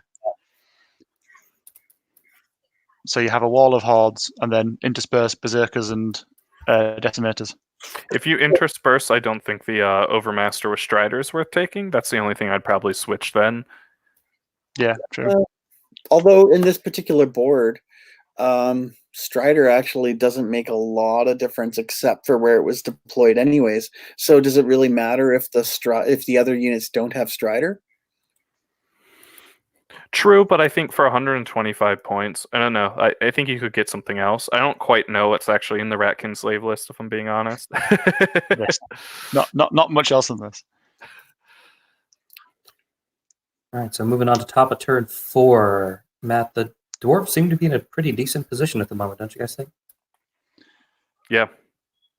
Firm control. Britton asked any thoughts on why he did it. I'm guessing he means deploying the dwarves. I think he really wanted to maximize the Strider usage and then felt like the terrain over there could have hampered, getting charged by the Brocs. But I'm not positive. I think as well, it just shows a lack of experience with the list. That it is the sort of deployment strategy you'd sort of see second or third game into it and think, oh, I really wish I'd done this. I really wish I had this here now. Steve is beard shaming me right now. This is about as weird as I can grow. So sorry, Yeah. Steve. I agree with you, Steve, that the decimators are there to mop up once the slaves die, but the problem you've got at the minute is because you've put the berserkers on the left flank, you've given a target that doesn't need to be there. You might as well just have your wall of slaves as the only target available, and then have decimators and berserkers mop up. Right. I think this might also be an instance where they're playing Kill, which all Kings of War players are. I feel like last time I played Kill, I was like, how do I play this? Like, what do I do? But that's It's interesting. what Steve's talking about here, though, about the decimator's position to mop up, actually is exactly why he spread the love around with those mastiffs rather than actually killing any one of those one units. It's a smart play Yeah. in Kill, right? to You want hold them up for a turn or two make those beforehand. decimators work really hard to kill any units and pick up any units, right? It's interesting too because it puts Jeremy in a position where he's hoping that his units die faster, and it puts Matt, if Matt notices, where I would just back up an inch with those dwarves instead of fighting the slaves, because then you're forcing, like, what do you do then? You have no options. Yeah. And Yeah, there he goes. doing Exactly this what I maneuver. thought. That's the play right there, right? Why As not expected. Yeah. right up? Especially with that flank collapsing in, if you reduce it to a way where you aren't fighting the slaves and you're forcing them to really struggle for shots, and then the left flank's collapsing in. Yeah. Or if the left flank collapses in, then you just push through the center and force them to take one or the other. Those Brocks are what, Oh, yeah, 20 Brenton, on yeah, four? no, I'm not sure why he moved them up. I think it was a mistake to move the berserkers into range. Yeah. So Yeah. printed in the chat. I think he noticed that they weren't participating and they weren't in a position that they were going to be able to. But I think, again, if it's Kill, preserving those points isn't necessarily a bad thing. No, and also where they were there, they were at least guarding the berserkers from coming around a flank. Right. Whereas now, if they die, they're giving up a flank themselves. That's exactly it. Especially since if they die right now, they're turning in a position to really threaten those lines.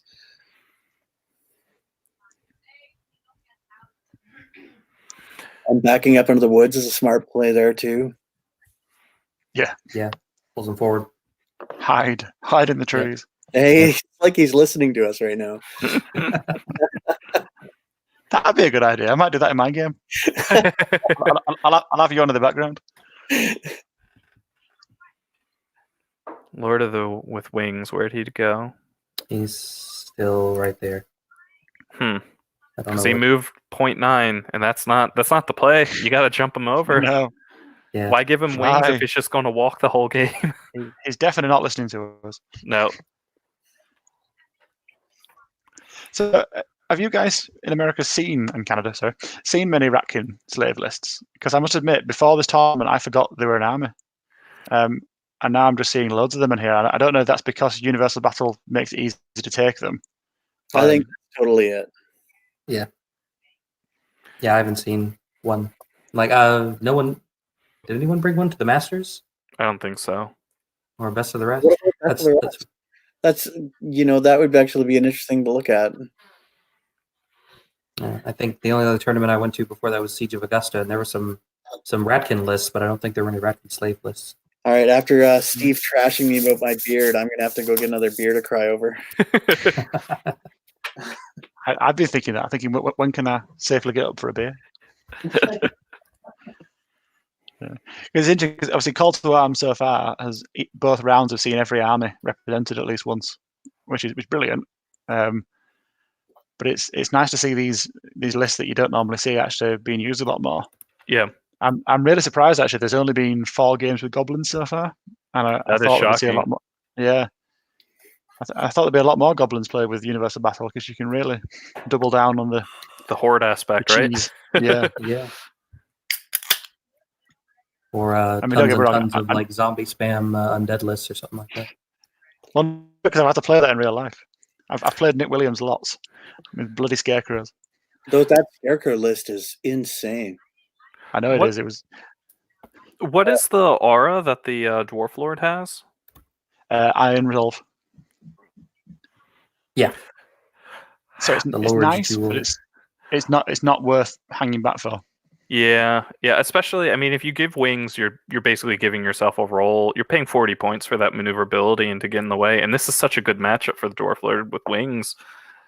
Yeah, So early, it kind of made sense because those hordes are still fighty enough to take the Lord off in a turn or two when the decimators weren't within shooting range, right? But now that they're already shooting at stuff, it makes zero sense for him not to be stuck in somewhere. Yeah, I agree. All right, so he threw his last set of Mastiffs at the horde there, I think.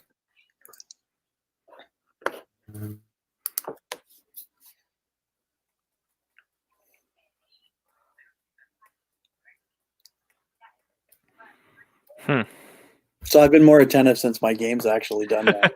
I got my first win, so I didn't think I'd see the Dwarf Rangers alive this long, nor did I think there'd still be a Throwing Mastiff pack on on turn 4.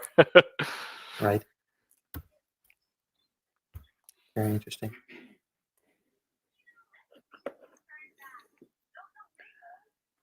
Yeah, and he's flown the Lord just over here into the flank. Completely out of sight of the things that went to the charge. That's Yeah. yeah.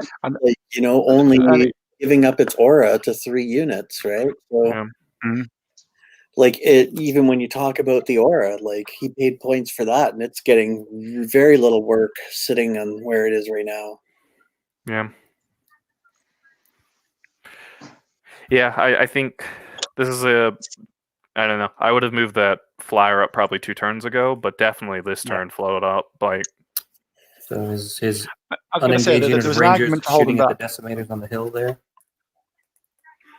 yeah, I definitely see an argument to hold him back. So I'm not like completely like, oh no, but now I'm like, no, come on, man. Yeah, there was an argument for holding back the last 2 turns, but I think this is definitely the turn to go. Because imagine one less of these decimator hordes shooting next turn. It'd be amazing. Yep. So those 2 decimator units in the back, can I see how far they reach? Yeah. Yeah, it's not a lot. See, he's just limiting the limiting the shooting that they can do, right? It's not a lot of targets for that particular one that you're on right now at all. So Yeah, makes things interesting. I wonder if he's worried about flying the Dwarf King over and one of the decimator hordes pivoting and just shooting, and worried that's going to just take him off. It's possible because He is D5, but I'd still do it. So see where the 12-inch arc is on the right? Why not sit down somewhere there where you're out of 12, can't be moved to be within 12, but within 20 of that unit, right? Right. So give yourself options for the next turn. All right, we got combat over here on the far left side. The Rock Riders with Sharpness countercharging the I'm excited to see how this is going to go. Only 16 hits, not too scary. That's 16 wounds. 16 wounds, so 19 wounds. That was the wounds. Dang.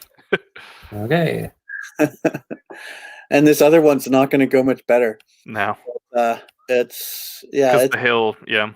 Oh, that was the sharpest one. So that actually 19 wounds makes sense there on 3s and 2s, right? Rerolling 1s. Right. Yeah.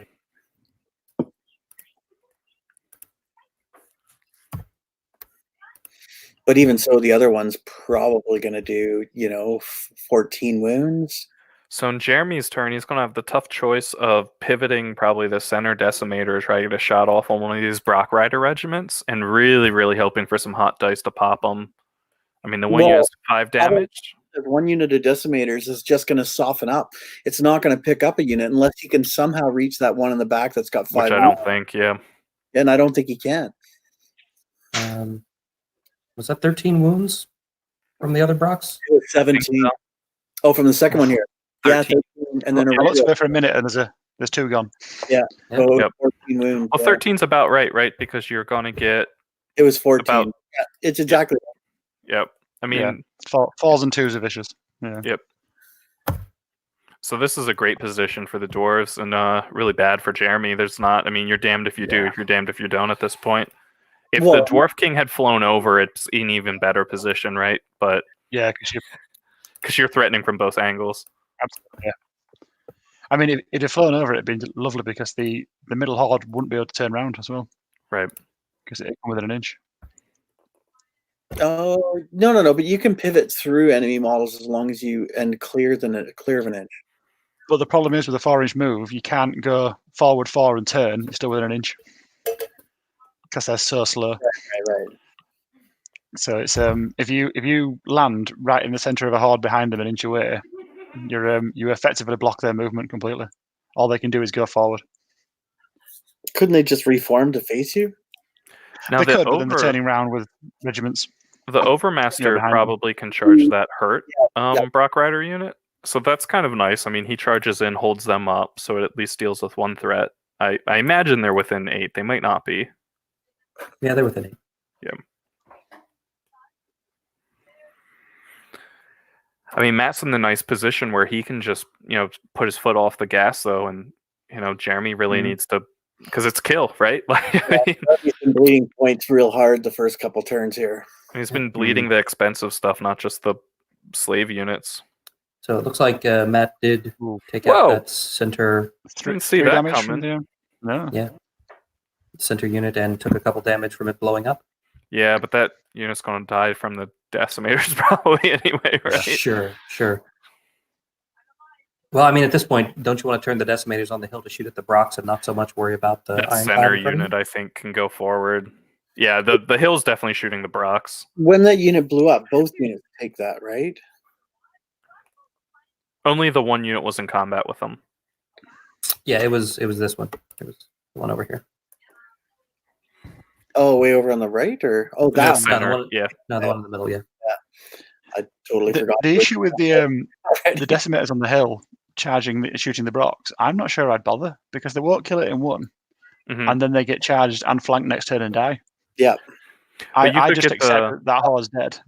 You could get that center decimator unit to move up, shoot that ironclad. It has got 8 wounds on it, so you probably nuke them. True, actually, yeah, so you probably can get it. I mean, you're a little bit dicey, but yeah, with the 3 wounds from the horde blowing up, that does put it in pretty easy range for one shot to take it off. It is inspired. Mike, can you check to see if the Flying King moved within range of the horde on the hill? I doubt he did because he moved further away from it. Yeah, that's yeah. So, yeah. All right, on to bottom of 4. So, your Jeremy, what's your priorities right now? What's the most important thing you got to do this turn? Score points anywhere. He's got to charge that Overmaster. He has to charge that Overmaster into those Brock Riders to hold him up because the 5 wound one is the other. There he goes. Yeah, good. Yeah. And then the other middle character there, is he within charge range of, because it's only an 8-inch charge, right? You could even have an interesting thing where you don't even charge, right? You just move forward and force him to kill. Well, I guess you could just charge through. Yeah. So the nice thing here is that if the slave horde countercharges the rangers, it should chaff up the Brocks. Oh yeah. Yeah, that's interesting. Huh. And then I suppose it's, do you use that turn you buy yourself to shoot other things? Yeah. Or do you just turn around and shoot everything at the Brocks? I think I'd shoot the Brocks. No, why? Is that going to even get range? I guess, yeah, if you bought an extra turn, maybe. But the problem comes in is that he's going to have to see it. I'm surprised he's actually... Because I don't think the Brocks... I mean, the Brocks don't kill you on that turn's charge, right? Even unhindered, they don't kill you in one go. Then you counter, and if you get a decent turn of shooting this time, you might pull them off. Yeah, you're right. That unit in the flank? Yeah, but the center decimator should be able to pop them. Should, yeah. Possibly. If they can get within range. Again, distance is not... they're pretty close. They're only an inch away at this point, so he should be able to easily bump them up into range. Those units... There's a flying lord behind them. 15-16 or 15-17, those regiments? 14-16, I believe. Let me check. 14-16. Yeah.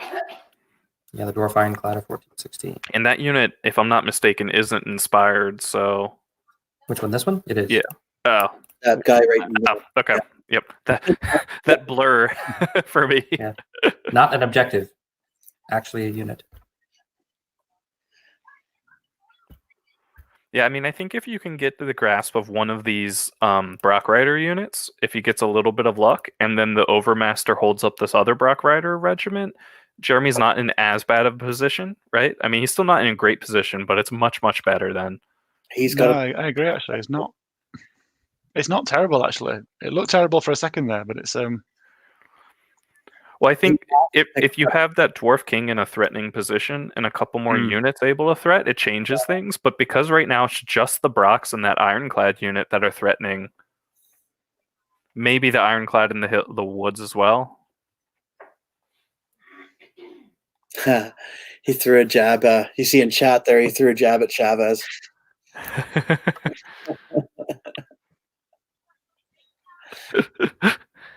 we have a few players like that. We've got one player where Matt James once managed to go do his weekly shop in his movement phase. Just said, "I'll be right back." Went down to the shop, bought his groceries, and came back in. The guy said, "Right, I finished."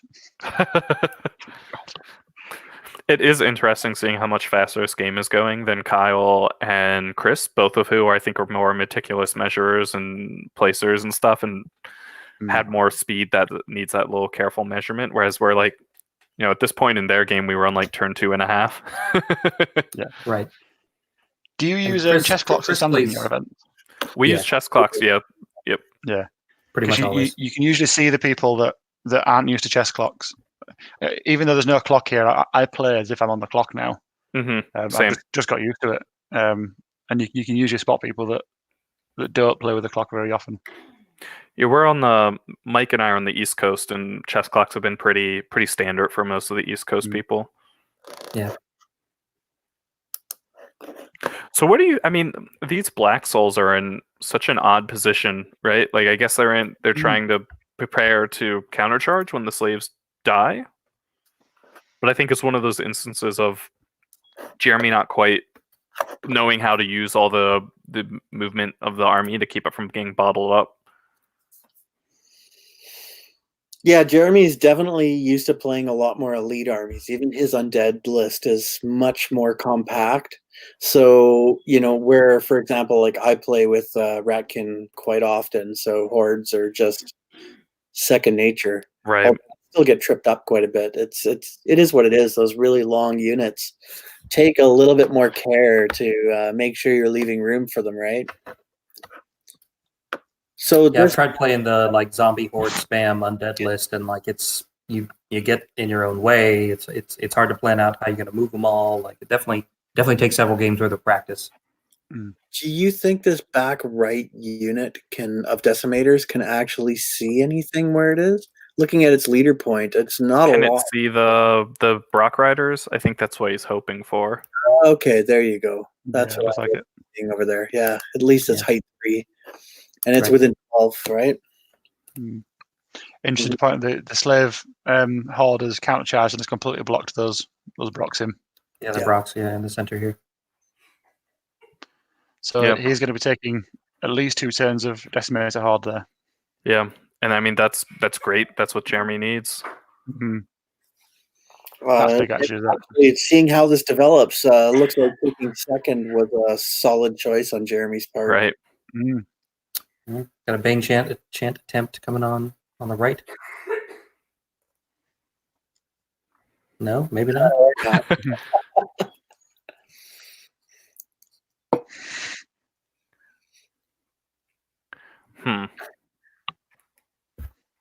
Yeah, I thought, Jeremy was in for like a very quick downward spiral, but he's managed to claw it back with some positioning, and I think Matt's been sort of on the back foot after those decimators nuked one of his units. So apparently, it was actually dissing Alex Cuss, not Alex Chavez there. These countercharge guys, they're so cliquish with all their infighting and everything. That's right. They seem like one big happy family. That talk to him. No. Oh no. Vicious. How can anybody throw shade on a? Dang, 8 damage to that Brock unit, and that's pretty. Was that in cover as well? Yeah. Ouch. UB dice. UB dice. Can we just check what the range is of the regiment in the woods onto that horde? Yes. It looks out of range with It's just out. Looks like. just out of range. Yeah. Yeah. Speed 4 is really, really, really slow. Mm-hmm. Yeah. This could Nice be a shooting big turn, I think. Here. Yeah, Jeremy, no, I this think could be, I think this is a turning point in the favor of Jeremy. Because the problem is that Matt doesn't have answers to these 9 decimators in damage. place. Jeez. Well, he's got Jeez, the king, but he hasn't used him like that. So that's crazy. Mm. Yeah, the problem is that the king can't do anything next turn, right? And he really needs No, the right. impact. The trickle in is just that's what the decimators want. They want you to trickle in. Yeah. It would make a massive difference if the king could shut down one of the hordes in its turn, especially the one pointing at the Brocks. Mhm. right. That'd be huge. But And no. it could have been positioned very easily for that. Yeah. Also, So we did they should- forget we should Iron remember Resolve to- on the to- Brocks down there? Oh, he may have Because because of the aura. Yeah. kept him around for that reason. And then, So we should definitely remember to ask Matt why he didn't fly the king Or in. I guess we'll see what he does with the king in the last two rounds and Yep. ask him why he didn't make use of him earlier. All right, nerve checks. Let's see if he can capitalize on his good round of shooting here. Where is he We're in going? the Brocks first. Didn't get them. Probably going to move on I think to. that was Brocks on the left, And now he's moving to the Ironclad here in the middle. which are up to 15. Yeah, they're in Yeah. trouble. Pretty much gone. I think that's it. That's big. Well, it was needed. Is really Yeah. what it amounted to. If he didn't get that, Definitely. then everything. Snake Eyes there would have been really nice for Matt. yeah.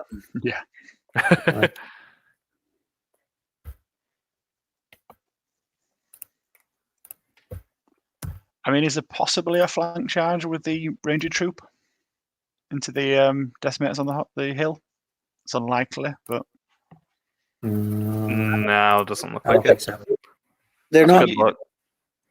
no, it's in the front, isn't it? I mean, you could potentially get a charge because the Mastiffs are nimble, so they could get out of the way. Sidestep, pivot. Right, sidestep and then back up, Or even charge. or just back up. Yeah, do the Mastiffs have a Mastiffs rear could charge charge? themselves. Well, they've also got a front charge on the decimator horde. If Oh, yeah, they you're can right. make their pivot without Front though, eh? without overlapping. I mean, that front charge on the Decimator Horde with the Mastiffs, if they can make it, I think is essential just to shut down shooting for a turn. Yeah. No matter what, yeah, exactly. Because you just gotta shut down that shooting. But it depends if he sees it, right? Like, that is that tricky, like, back up an inch and then... It's a funny, awkward charge, that one, isn't it? Mm-hmm. You don't even have to back up an inch there, right? Because you get to pivot No, you through just- units, right? Yeah. Right. Can you pivot through on a charge? Yes. Through an enemy unit? As long as you end it That'd be clear. clear. Yeah. So it's whether he's far enough to the right that he can pivot and end it. Just a couple of damage on. And just a this reminder, these Ironclad. are shield breakers on the right flank. I keep thinking they're more iron, whatever the regular dwarf warriors are called, but those are shield breakers. Ironclad, yeah. So they are only defense 4, but Yep. same nerve. They hit a little bit better though, which is could come in Yeah. handy if these slaves die. Melee 3 and crushing 1, yeah. Yeah. But it does mean that the last breath will hurt as well. Mm-hmm. Yeah. Mm-hmm. That's 6 wounds, put them up to 11 on a 14-16 unit. Yeah, I agree, Brinton. There's going to be a lot of melee That's going to be for right on, I think. not That's- particularly killy dwarves left. Yep. Dang. There go the shield breakers. That was Ouch. unexpected for them. I mean, I guess they are defense 4, so that's Yeah, Jeremy's really stealing back the momentum here. All right, I'm gonna have to call out Alex because at this point, how the heck does anybody take 45 minutes for a turn? Oh, I've seen it done. I think my record of somebody playing against me is 1 hour and 10. So Oh my god.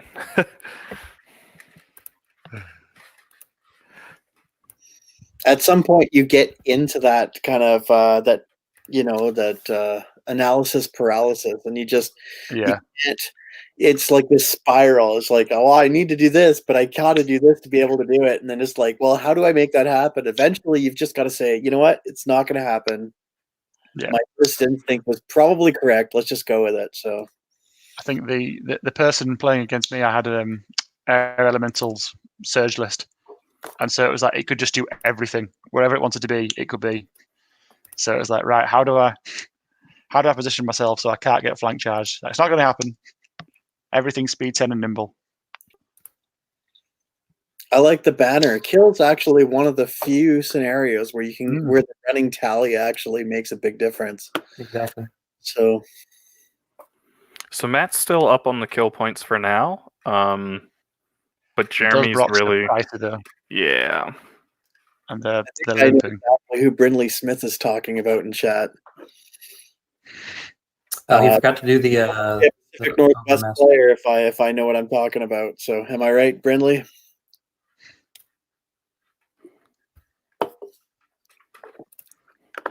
Anyway, keep chatting. Sure. I'll We're wait. actually still on bottom of 4. He forgot to do one combat. The Overmaster. The into Overmaster, Brox. yep. Oh, yeah. Overmaster punching some Brox. Wounded. Give a badger a bloody nose. I'm guessing is the Overmaster mighty? Is it? He's mighty, yeah.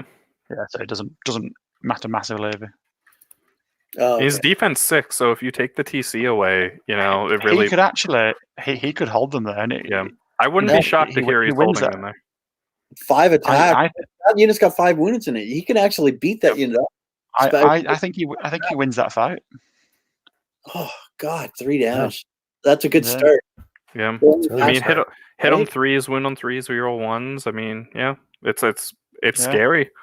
That's why I was saying I he do- should have moved that character a little bit more aggressively, a little bit earlier Yeah. on, because it could have supported some of those charges a little bit better. All right, so that was kind of a swingy turn there.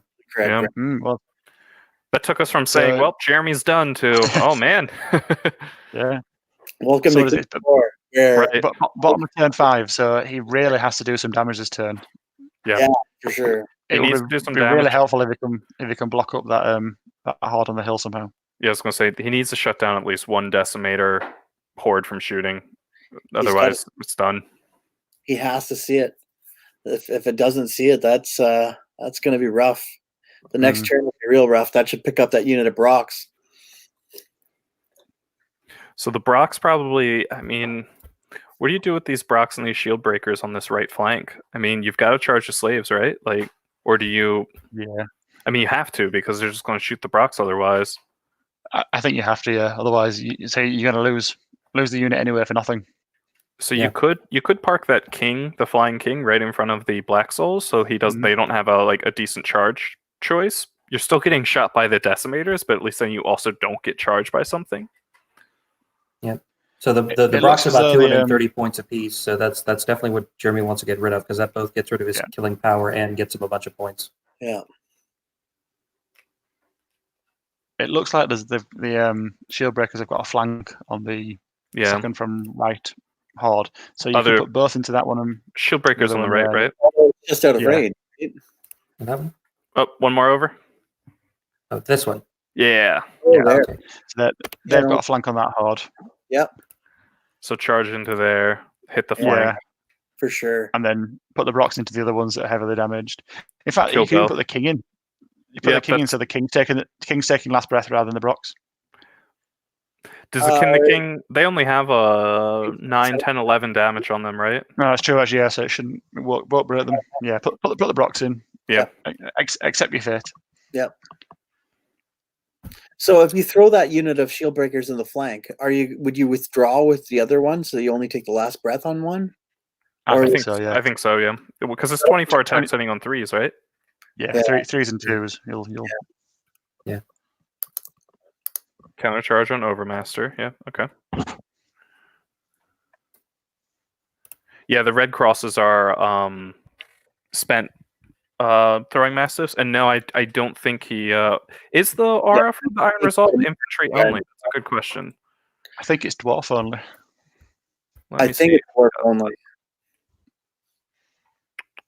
Dwarf only, and our Brock's dwarves. Brox are definitely Yeah. dwarf. Yeah, Yeah. so it should have activated. Okay, how do you pronounce your last name? Give me a phonetic spelling. Is it Koos?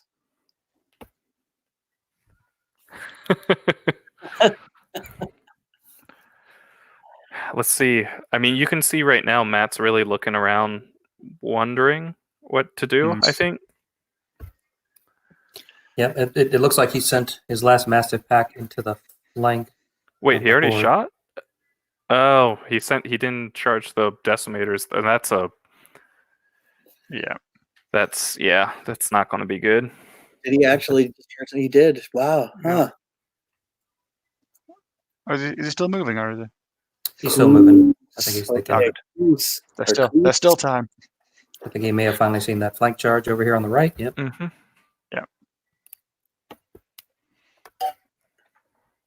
So I like that because then, I mean, it does look like actually when he pivots, he might not be in range of the Black Souls. It'll be close. The Black Souls So- also only have attacks hitting on 4s, so an unhurt shield breaker unit, they should probably survive pretty easy. And if the Black Souls charged, then the Decimators can't shoot you. It's only 12 attacks, 4s with crushing 1. I mean, so it's not that much damage. I mean, it's a chunk, but And so what do? There, you back up these decimators, charge the Black Souls into one of those 2 units, and shoot the other one. yeah, I probably would shoot the Brock Riders, charge into something with the Black Souls. Because you want those Brocks gone. Steve's changed personalities here. So first of all, that is the front of that unit of decimators. They're faced towards those Brock Riders. But I actually do think, we did think that he was front there, but we did think that he could make the pivot back and actually get in there. Because all he has to do is touch the corner. Mm-hmm.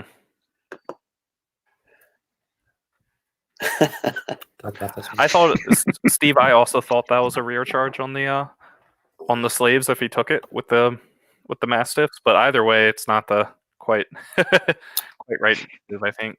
Right.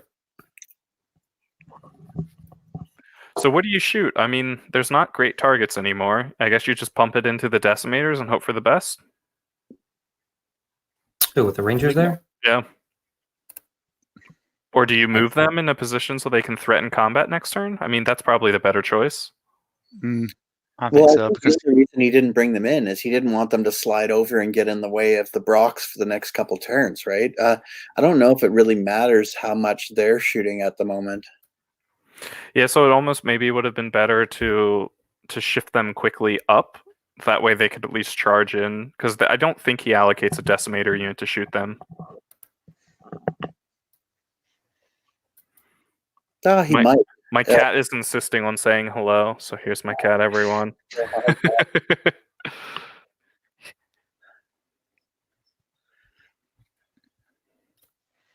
Yeah, I mean, it's definitely coming down to the wire for Matt here. He's got just a few choices he can make, and he's got to maximize them. He's currently up on points, but another round of decimator shooting at expensive Brock Riders is going to even it up real fast. Yeah. So that said, though, like he is going to put a little pressure on here, right? He's going to pick up that unit of slaves on the right. Probably both of them, right? Maybe both. Yeah, because of the flank charge for sure. Yeah, probably. Because 8 damage is already on the flank to Probably actually all the slaves get picked up this time. So that's another like as much as slaves are cheap, they're 115 points. That's still like 300. 300, right? So the problem is though that there's potentially only one more turn after that to charge the expensive stuff behind it. Yeah, and you don't. I mean, maybe with a triple charge, maybe you get one, but I don't know. There's going to be enough to get a triple charge. And there's a wall there, so it'll be hindered. On Jeremy's turn, what does he pick up? He probably picks up probably both Brocks. On both these both Brock. Maybe 3 Potentially all 3 Brocks. Yeah. Yep. Probably another regiment, maybe. Yeah, I mean would you shoot the Rangers or the regiment? Because if you think it's going to be Jeremy has 2 more turns after this actually. Yeah. Because Rangers are not cheap, even in troops. They're 140 points, which is actually more expensive than a slave horde. So I shoot the Rangers, right? Yeah. Like, well, no, you got to kill the Brocks. What's he doing? Do that. No, kill the Brocks. Trying to get a cover to survive. What? Why? What? Why?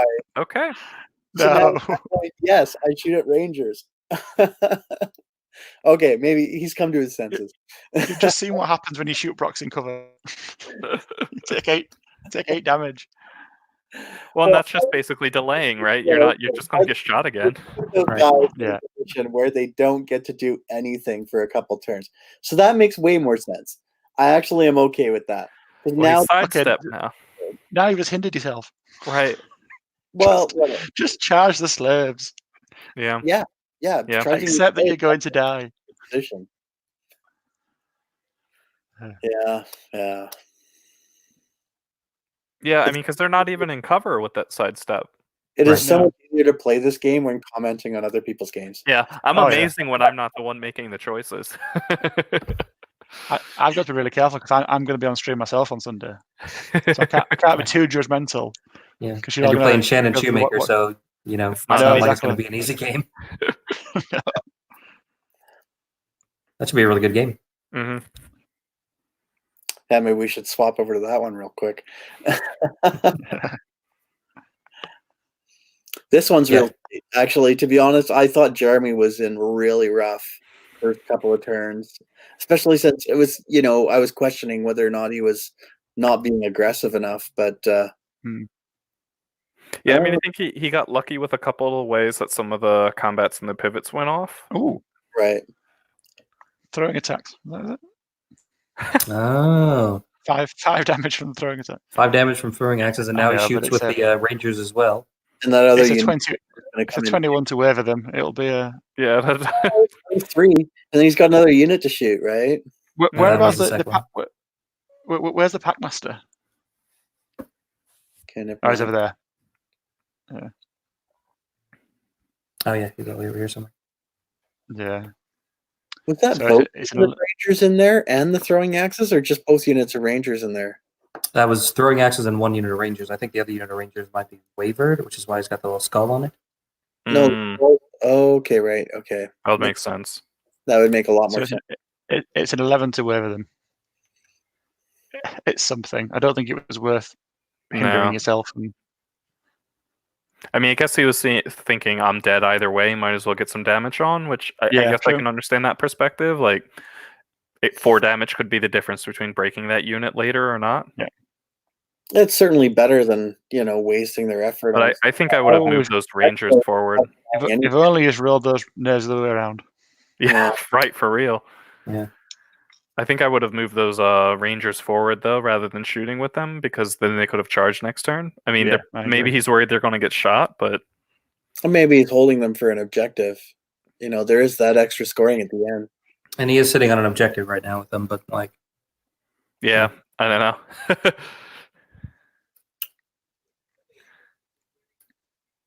so here are the Brocks on the character over on the left. Oh, 2. Just 2 wounds. Yeah, I mean, 13 though. What nerve is it? Is it 13, 13, 15? Or is 15. it, That was a Oh, so wave. wait, waiver. it is a waiver. Dang. Well, that's real nice. that's helpful, yeah. That was a good spiky nerve roll there. Yeah. Clutch nerve roll there. So those Brocks might live now. Yeah. That I don't know if they're only doing 2 wounds a turn. Like Yeah, but I don't think they get killed. Right. They're not yeah, going to kill him. yeah, true enough. Because it Alright, is move- The thing He with also those forgot- Overmasters, Forgot to though, roll is his that, vicious then as well. you're right. So technically those 2 dice were his vicious roll, not his nerve roll. true. So I would have put him at 4. Yeah. The Dwarf King, though, the Dwarf Overmaster, very quickly with that 13-15 nerve can like get in that scary, like, oh god, I'm about to break like range. Yeah. So 7 wounds on the wounds. board, plus a 7 for the nerve check. how many wounds did they only had 2 wounds on them before? No. 8 to start with. They had 8. That's enough, yeah. Okay. Yeah. No. Good, because I was Okay, going to say, that's if he doesn't break him here, he's going to be kicking himself for not charging those Brocks in. I don't know, but the nice thing here is that saves a couple of wounds off the Brocks from the last breath too, right? I mean, actually, that 10 damage from that shooting now looks a lot more Pretty good. interesting. Now you've got Right. those 3 units opened up a bit to That's a good point. charge. Because obviously you're going to have to fire that hard at the Brocks. Right. You can't ignore it. No, totally. And then the Mastiffs go in, stop you from shooting.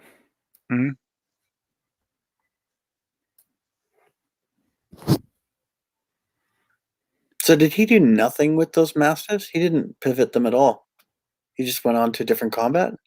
That's what it looks like. That's what it looks like. But I guess they're already in range of the Yeah, guys on the hill. they've got a charge. They've got. Yeah. Oh, he had to do the damage from last breath first. All right. I Okay. guess. Oh Yeah. yeah. Makes more sense. So now he'll probably move them now that he knows how many wounds they have on them. Although your choices are pretty much the same, right? No matter what. How fast are mastiffs? It's 6, I think. 6. Okay. Because if he did a full pivot, could he threaten either horde? It doesn't look like it. Okay. Yeah, you're right. No way. So, yeah, he's going to be too far. The overmaster Here's is mighty, the- by the way, Sam. For the so he's not yielding. Yep. Good call. Here's the other Brocks on the other slaves. It's 11 wounds. He forgot vicious there too. Interesting. Gets him on snakes twice, yeah. Picks up another unit. Matt's making back some momentum here. He just needs Jeremy to flub some rolls here, and then he'll be golden.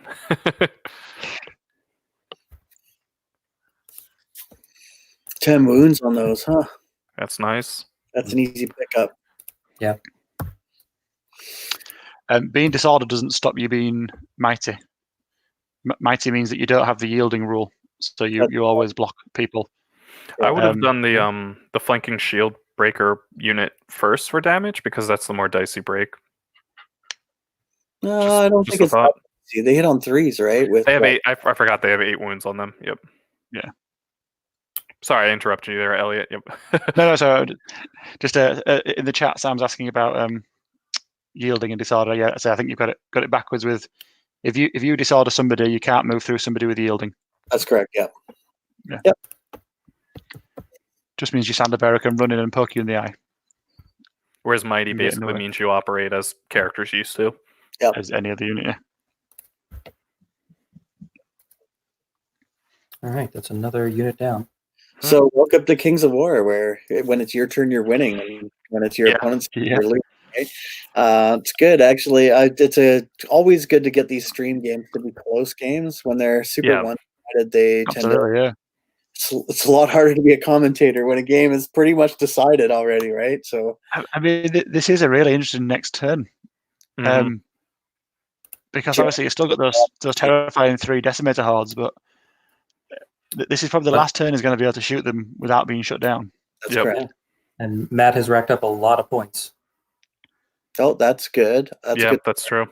Could that could fit, eh? I actually wasn't really paying too much attention there, but looks like they just fit that gap. That's big. That's a very interesting choice to do that, because melee 4 can go wrong, especially with inspiring. I guess his thought is if he survives to counter, it doesn't matter. It doesn't pick up that unit. That's exactly right. And that allows that decimator unit to maybe shoot at that center one there that's kind of in between. Yeah, the one here that's already got 5 wounds on it. 5 wounds on it, right? And then if those rocks survive, one, and then shoot at the one with 3 at it, and pick that one up unit 2, right? Then you're in really good shape. Yeah, I was expecting the Brocks to get shot and the Black Souls to go into the shield breakers, but yeah, I was, because if those Brocks survive, which they could definitely do, because melee 4 12 attacks can easily flub. Right. You've got a Dwarf King in the flank, and then you've got Brocks in the front. Right. That should break them in one. Those decimators would have had to back up the way that the other unit was angled, though. Yes, you're right, because they have to pivot to get around the rocks first, didn't they? So. Is that 8 damage? Is that left over from slaves? That's not on the decimus, is it? Nah, that's left over from slaves. Yeah, that's left over from slaves. Right. So the Brocks have 10 wounds on them currently, and their nerve is what, -18? -17, I think. Let me double check. -18. Okay, -18. Yep. And they're what? They crushing 1, those guys? 12 attacks, hit on 4s, crush 1, vicious. So I mean, but 4s and then what? 4s and 3s. Melee 4 can go wrong for you so easily. Yeah. 3 moves. That's the gambler's move. Yep. Where we're talking about the hedging your bets and risk management, right? Yeah. So did he just sidestep with the decimators there? Why would he do that? I don't know. So yeah, so That you're is Jeremy here. You're down to a couple of characters, some Black Souls, and your 3 regiments of Decimators. So you got to be thinking about like how do I you pick nuke up stuff? a unit Right. with every unit Mm. this turn, right? Yeah. huh. Without doing the maths, I'm not sure he can do it this turn to make it even. I think he's gonna have to win on turn 6 He will, yeah, I think. because he's 600, 700 But points behind. That Decimator's unit gets picked up because the problem comes in with that sidestep, especially. Yeah. No. Did that put that Rangers unit out of the range? The one that's in the flank? That could have been what that was about. Yeah, that looks like No, it was. just Exactly. just in. Look at it. They're still just in. Yeah, Everything else. Just in. Yeah. because they go 5. The red line's 9 inches. So Okay. They're not 9, are they? they're speed 5. Do they? Oh, they're speed. They're They're 10. speed 5. 9. Yeah, Yeah. you're right. Yeah, see, that becomes a flank charge there. So that makes 0 sense to me, that one. Unless he's forgotten that they're speed 5. Picks up the Brocks, right? Yeah, Then, he could have forgotten they were speed 5. But yeah, maybe. Because the Rangers, the Mastiffs come in the front, and then the other Ranger unit in the flank. And that probably picks that unit of Decimators up. He hasn't put himself in the flank with the Mastiffs, have they? No, I they're don't think so. different. They're That's fine. totally Oh no, yeah, easily front. Yeah. those 2 in the front, and then that other unit of Rangers in the flank, I think picks that unit up, though. I mean, they've already got 10 wounds on them. Yeah. Exactly. They're what, 1921? Or are they 2020? 21, 23. 21, 23. Oof. I Yeah, think they're bulky. Yeah, they are They're dwarves. only right? defense 4. Yeah, they're only defense 4. It's true. yeah, and Rangers are crush 1. Rangers are really good. Yes. And are they? I don't think they're quite on the hill, are they? So they're not getting thunder us. No, I don't think either one are. They don't. Neither one looks majority on the hill. Also, technically, I think the Decimators are on the hill, so you wouldn't get it. Exactly, because it would have to be. It doesn't. The other It unit. doesn't say it has to be the same hill. True. It can be uphill both ways.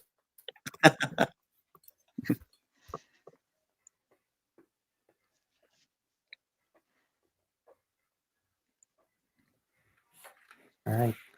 So who do we think these decimator hordes? I mean, the center one, I think he's trying to figure out. We figured out that the Rangers are worth more points, but the problem is the Iron Guard could actually hinder or disrupt those. So do we think he's trying to nuke some of these center units, or? I think so. I think he's going to put 1 on each. I think he'll start off on the right, 1 on 5 damage, see how much he does. Next one along, 1 on 3 damage. Yep. And then what about that unit in the forest? Are they in charge range of anything? No. Oh, well, they're in charge No, range they're of this year. Okay. Yeah. Looks like. But they'd be running over a I wall. believe Michael Percy Oh. just asked if Mastiffs are height 1 or height 2. It's a good question. I do not know. Let me They're a check. swarm, so I think the height 1. Yep, height 1. Oh, they are Hay 1. Interesting. So I think this unit in the woods might actually be in the flank of these decimators. It would be a hindered flank because the wall's in the way. Yeah. Well, you'd be charging out of the woods anyway. That's true. One of the instances where free dwarf, or are they free dwarves? Do they have Pathfinder? They're free dwarves. Yeah. The shield breakers do. I'm not sure. Is it a shield breaker or ironclad? It's iron. They're ironclad, so they So are. they don't. So they don't have. it. So they don't know. No. Like the only infantry on the table that doesn't have it is in the forest. Yeah. I honestly forgot these were free dwarves because the shield breakers didn't scout up at all. Yeah. All right, so here comes The the shield shooting. breakers also get Pathfinder. So we're shooting. Yep, you were right with the 1 unit. Yeah. I wonder if Jeremy knows that the Rangers are more expensive than these units.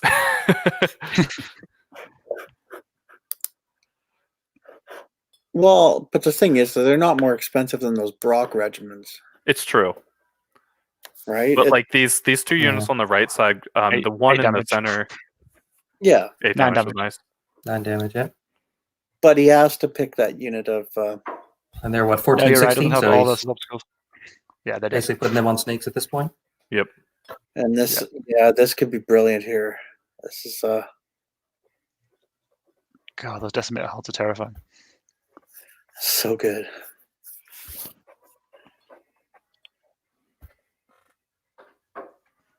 It's giving it gives the Abyssal Dwarves something that they lack, which is super cheap, high nerve chaff.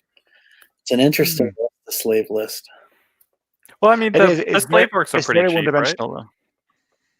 Not they are cheap, yeah, but they're not 115 points for a 1921 horde. True. Ooh. And Tasman, I wasn't asking about the Pathfinder because of the fence, but it was because the fence doesn't matter about being hindered if they're in the woods charging out, right? Because they're hindered either way. Yeah. And that's why I was like, oh wait, do they have Pathfinder? But they don't. They do not, right? Only taken 4 damage on that one, so Yeah, they got a 7 that in one- there, so that one will probably live. yeah. And I was waiting for that because when you rely on these shooting units that then can't take the counter hit, it's tough to have one day of whiff. Yeah, no, totally. Probably getting those Brocks though. Of the units, the whiff, I'd rather whiff on these center dwarfs than the Brocks over here on the left flank. Yeah, absolutely. Yeah. Interestingly, he rolled it as cover as well, and I don't think he's a half in the forest there. No, Yeah. No. Mm-mm. Either way, it didn't matter. He ended up getting 11 wounds there, so Yep. it That didn't. picks up Brocks. I mean, he rolled it as cover for the regiment on the bottom right. That's Jeremy though too. That's why you end up giving. That's why he's got like nice guy awards all over the place too. Oh, it doesn't matter. Is it inspired? Oh, it doesn't matter. Bless you. It's wavered. Is it even inspired? Yeah, he does get the 7. Yes, waiver. it's got the Oh, master with the again, I talisman. can't. Can't tell where the character is. No. No, Brindley, the decimators on the hill weren't wavered. That was the Overmaster. It picks Yeah. up shield breakers as well. Rocks friendly. And I'm wondering if these Black Souls pick up the Brocks. I don't think they do, but if they do, it'll be huge. I think it's close. And either way, So it doesn't. I don't think that unit basically picks up the them in return. So Well, he's got the king that can charge in the flank to help. right, but even so, it also buys those decimators another potential turn of shooting. Nah, because those they're wavered. Maybe if you get a headstrong roll. They're not head all 6. Three 6 to out wave. of 6. Whew. Yeah, that was good. Yeah, that was real good. So that waiver is gigantic against a free dwarf list where they're not headstrong, right? Those They're ones still are headstrong. Yep. Are they still headstrong? Yep. Oh, Yeah, so the shield breakers aren't because they get Pathfinder instead. So the Ironclad are. looks like he got him. Yeah, pick up So- the Brocks, Yeah, yeah. you got Can you check, Mike, the wavered unit? Can it see the Black Souls? Nope. No. And does it have range on? No, it doesn't have range on the far away one, does it? Oh, So he's got So a that's front and a big. flank into the. If he passes headstrong, he'll have a front and a flank into the right hand side. Decimators, Yep. both hindered. Yep. Both hindered with no crushing. Oh yeah, for sure. Both hindered, no crushing, and already hitting And on 4, and so a hitting king on in the 5s. flank. Yeah, I mean, that's not 5s and great. 4s and a king in the flank. It's Taking both of those Brock units up this turn was huge. And then Yeah. charge the other one. I think if he realizes he can triple charge the left Right. decimators, that's massive. And if he can triple charge, you maybe pick that up. Yeah, you But- totally pick that up. There we go. Top of 6. Jeremy narrowed the gap. It's That is- unbelievably close. Still up by a hair though. So I wonder what he's trying to do with this Lord with Wings here. What's he doing? Oh, it's charging Just the flank of Stop. the. Just stopping him from shooting at the wavered unit, I guess. Oh, he's got to bring more than Yeah. that. It's just not enough. Keep coming. Keep coming. Wait, Oh, but wait. what did the Lord on Wings do? He just sit between He the two units? charged the right hand side decimators. Oh, right hand. Better not be going alone. Mm. Oh, I see. Okay, there's an objective in between the two units too, which I'm like, what? All right, we've got to tell them objectives have to be circles or something that doesn't look like a model.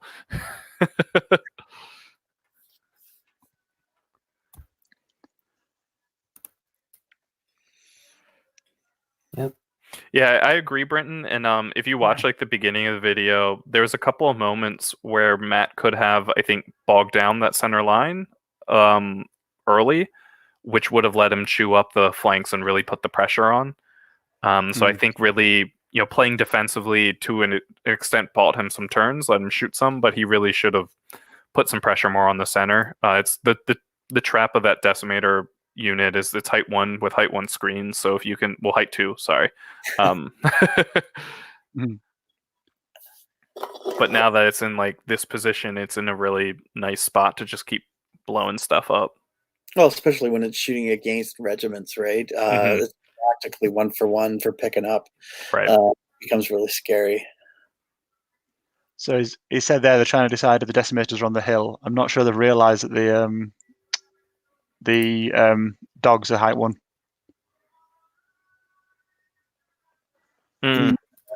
Yeah, Although it I think doesn't matter. probably are. I mean, I would assume there if that Brock Rider was in the forest and those decimators are on the hill.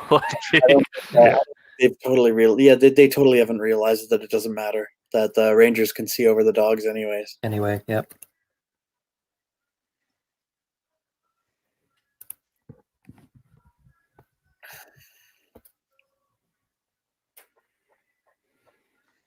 So it doesn't look to me like the decimators are on the hill, but it really doesn't matter.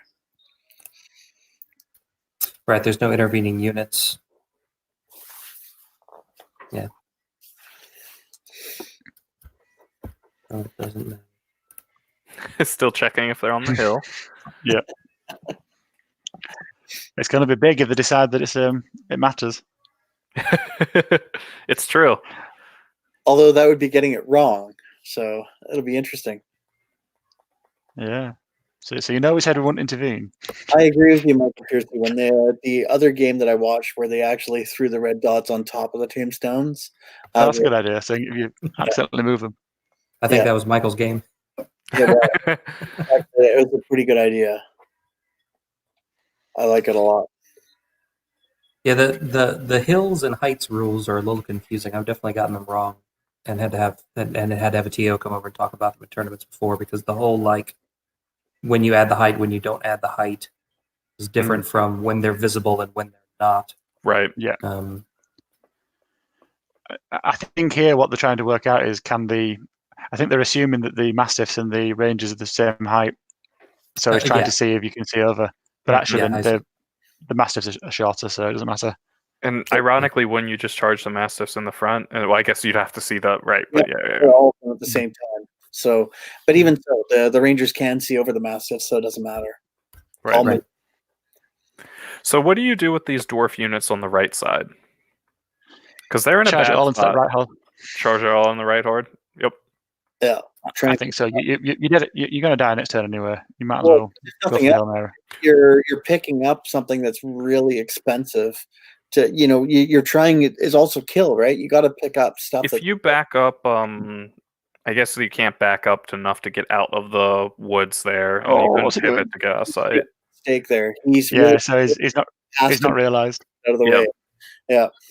Yeah, that's a shame because that's another. Oh, he didn't even charge in. They're just going on to shooting. Wait, what? He didn't charge. He didn't charge the Rangers in. Wow. He's just gonna try to shoot at them, I guess. All right. Is he out of charge range there? Can you check, Mike? I thought we checked. He's not. He's definitely a go. Because I wonder if both of them didn't realize they were speed 5. Wow. Yeah.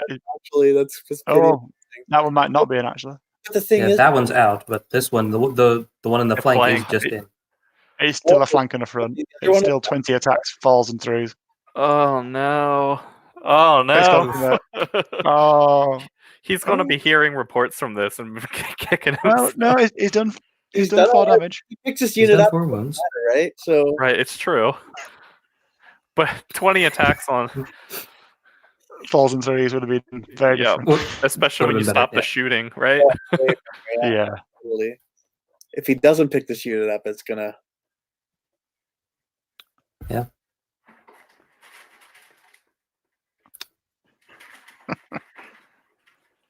I will point out, because I've said this many times when I've been doing commentary before, it's so much easier to see these things when you're not playing. 100%. Definitely. Yeah. It's much easier being a commentator than actually playing the game, for sure. We've already said it several there. Yep. Well, there's definitely I mean, you could see moments when Jeremy had lost those 2 units. I think psychologically he felt the need to push it. He moved everything that turn. And in their 4 defense, more damage. I think either one of these guys Yep. play these armies normally. Right. No. Although actually, he has just done 8 more damage to them. He did. So that puts him at 18. decent. Yeah. It's easy striking distance now. Yeah. I think he's rolling on the Black Souls first. I'm Now for surprised the he one that didn't. matters. He didn't do anything with the Iron Guard in that right flank. Yeah, just left Yeah. them in the woods. 6 and a 10. That'll pick him Come up. Dang. Oof, All right. huge. Didn't see that. Okay. That's another I 260 points. suppose with the Iron Guard, he's only going to have one decimator horde shooting at him because the other Right. one's going to be So sword from maybe- the king. And Kind of then Thing with the king there. has he left Yeah, the so- forest poking out just enough so that the Yeah. the Black Guard get hindered? I imagine. I mean, they hit the fence probably anyway, right? Yeah.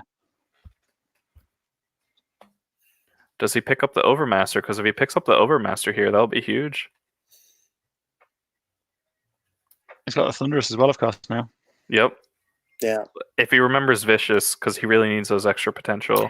He did roll Vicious, but he didn't do any more. Dang. No, he didn't the last turn on them. That even when he wavered Or him, did he he? at 10. He actually Did that- he do 5 wounds though? Oh, I think Yeah, he did. 5. And then did. Vicious, 2 more. Yeah, he's got him. Okay. I think he forgot Vicious, but then did the nerve roll. They were also damaging on falls for some reason. They're damaging him 4s. That one has. Well, that one Yeah. has sharpness. I wonder if Jeremy was operating under the assumption that its defense is 5 because the King's defense is Yeah. 5. Right, that's a big swing, is that? Yeah. The Overmaster and the Decimator Horde. What do you do? It looks like you just said your turn 6. Would you? Has the king attacked? Or, The king has an attack. Yep. I think you forgot the king. They'll probably go back to it. yeah, when they realize it. It'd be really ugly for the What's dwarf. the point score right now? Updating it. Because it's got to be pretty tight.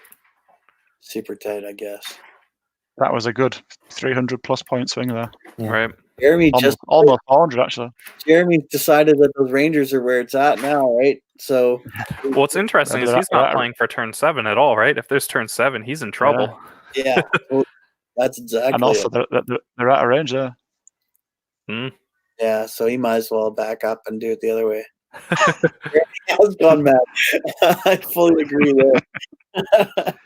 Drunk with power. Oh, Alex mentioned that Matt had Bane Chant on the procs. We must have missed that.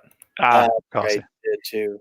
No, we actually did see that, but they didn't leave a marker on it, so it's hard to remember when Yeah. turns go that long. Thanks, Alex. I take everything back I just said about you.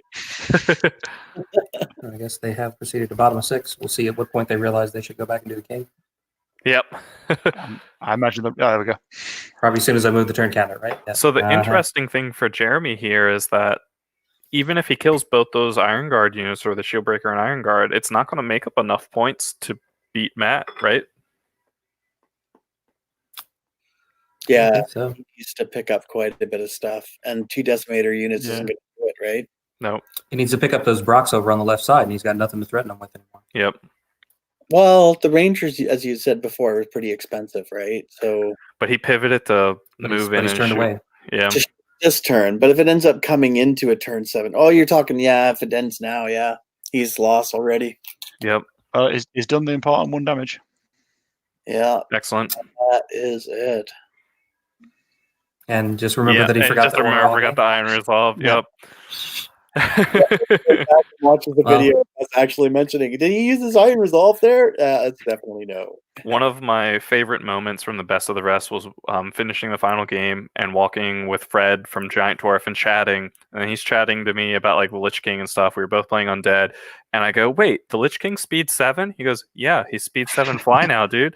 And I played the whole tournament playing him speed 5 walking. Oh, no. Thing is actually speed 7 fly now. Yes. Amazing. Yeah, I'm yeah, saying he's like he's him and still the really, really whites good and the at wraiths. speed 5.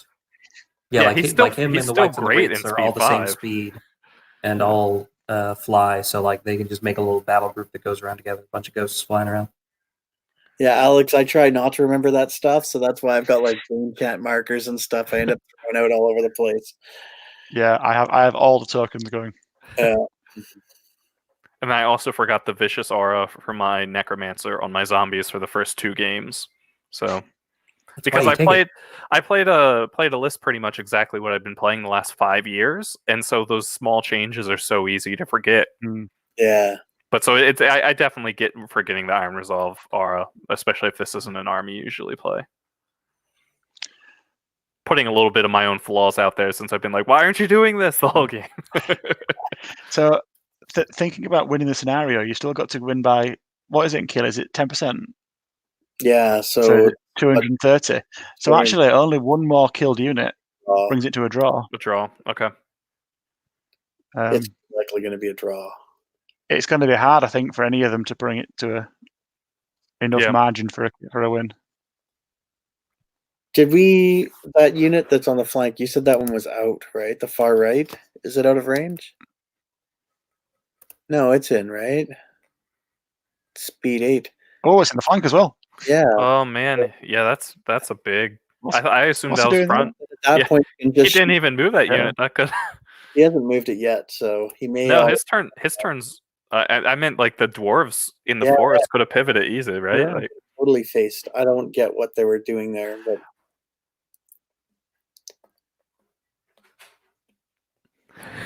So it looks like he's because it's totally. countercharging with these decimators. I don't even think that's hindered. No, there's no forest poking out. Yep. Yeah. He may cross the He option really just and does that. he really just ignoring turn 7, isn't he? Yeah, it is. There you go. That was a mistake. There was no reason to do that.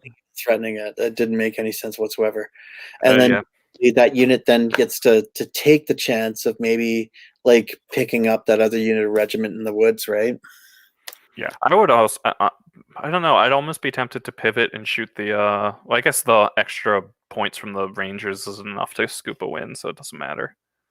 It is possibly. Well, no, it just makes it a draw on the other side, right? So do you go big here? And at that point, he's also positioning himself in a place where the Brocks can't in a turn 7 do anything either, right? I don't think any unit can actually touch him at that point. It's true. Huh. This is the type of decision process right now that I hate making, because it's like, do you play risky for the very, very vague chance of winning, or do you play safe and do the draw? I think Alex talked about this in our last recording. Always get the draw. See, I see that. The bombs are facing towards the top board edge, right? Right. So they're which is also odd because they're nimble, so they could have moved there and still pivoted to face in. right, but I think at that point he's playing. This is where the objectives actually end up coming in, right? I forgot the objectives were a thing. Yep. Right. Look at that! What a fantastically written scenario. It makes the game way more interesting. Like the game, like I said, I was just playing. It definitely made a factor on the way kind of units moved. There wasn't as much hanging back and just shooting at each other, or just trying to get those perfect charges. It kind of put a little pressure on, which I think makes things a little bit more interesting for kill. I don't know. Good. No, well, I'm glad it's working. Kill's Going down to the wire. But Kill's still terrible.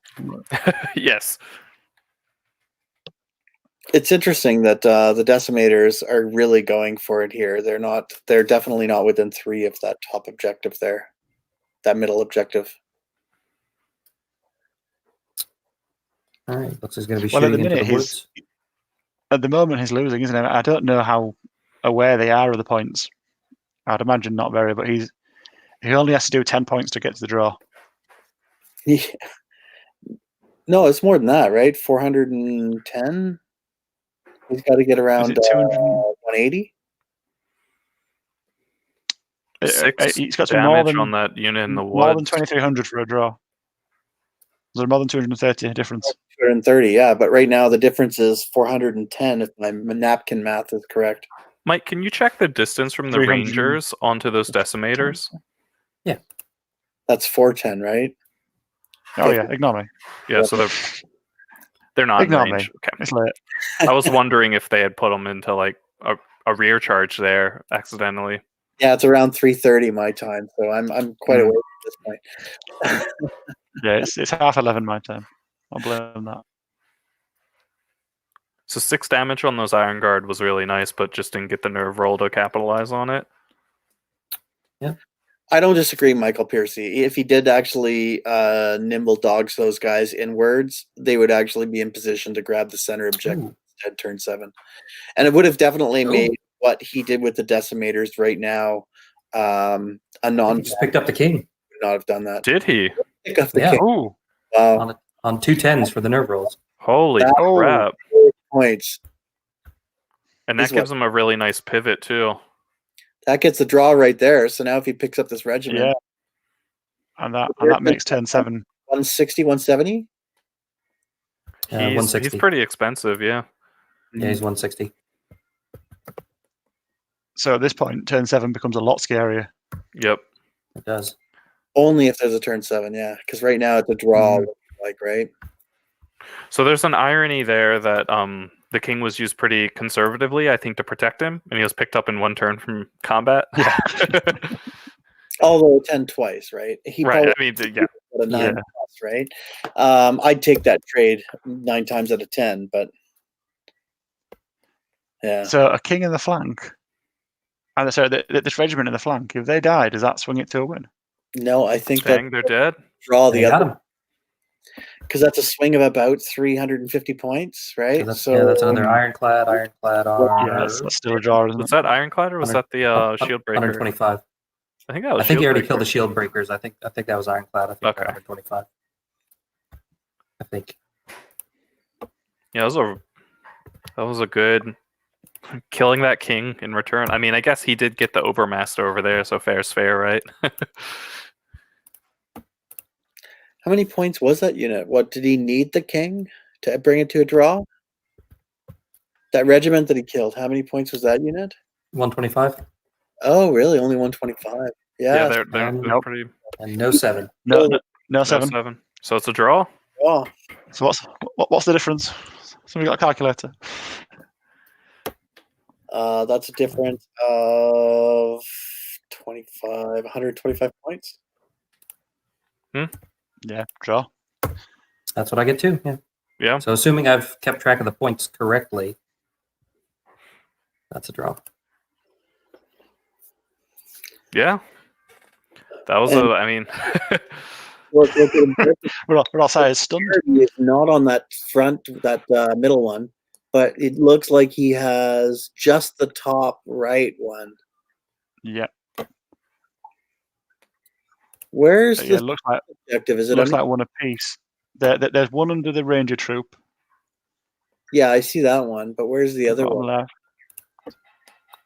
And possibly under the regiment. is it another Brock regiment?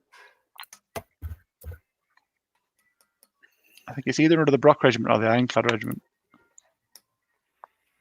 Oh yeah, it could be there too. Either way, it'd be dwarves. So it looks like dwarves got 2 objectives, and Jeremy only got the 1. and Jeremy got the favorable draw, but still a draw.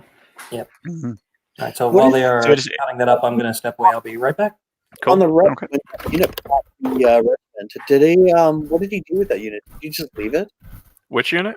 Sidestep the right unit. He could have possibly sidestepped that up to try and collect the other objective. I think he backed up. I think that's already a backup where he's there. All right, then he wouldn't have been able to get to it anyways. Yeah, you can just see Black Soul 1 inch, the very top of the text. Oh, yep. Okay. So yeah, I mean- that was it. In terms of tournaments in general, a draw on round 3 is actually fantastic. Right, that's true. Yeah, you missed. I've always found because it puts you in a really lovely position.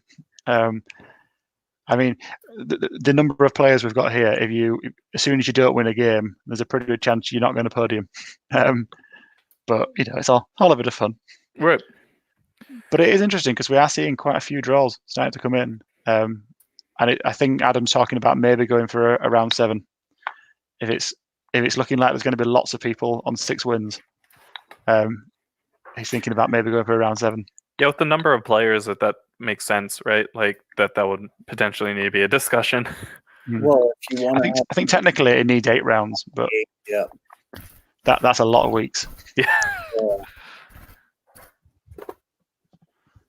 Although what we could do is cut to like just the undefeated players plus whatever it needs to make like a top Make them fight. top 8. Like, 12 go in, 1 come out. single elimination, right? So yeah, that was a super good game to watch. Yeah, That there was a was lot it. of great I think back and fire. All right, looks like At we got one point the or another, but both of them had definitely won. Yeah. looks like we got the players back. Hey guys, welcome back. Hey, back. what's up? So I don't know whether my count of points came out. to the same So as what Jeremy you guys killed had. 1390 of mine. Yeah, and he killed 1550. 1515. 15-15? Yep, that's what we got. Right. Yeah. All right. So for 10% of 2300, it's 230 points. My napkin math puts you at 125 point separation. Okay, so it's a draw. It was a draw. Yeah. A draw And and then- probably, Rat tail probably a and run moral away, victory for Jeremy. the. Take your rat tail and run away. Your season bracket. And then so I have 1, 2, You got 3, and I've got 3. 2. So 2 bonus points for you and 3 bonus points for me. See, because it looked to me like the center one and the right one that you're not within 3 inches of them. Yeah, no, he is. No, he's Oh, no, not. the middle one he's not, but the right one he is. Are you Okay, sure? so 2. I'm pretty sure the right one he's not. When we zoomed in, like if you go all the way, it looks like it's Yeah, touching It's on my touching it. screen. It's definitely The middle touching one? it. But Jeremy, your intent was to stay within that middle one, right? You could have pivoted to. Oh, he didn't have to go as forward as that. Yes. Yeah. No. Yeah. His intent was to be there, so I'm happy Yeah. for him.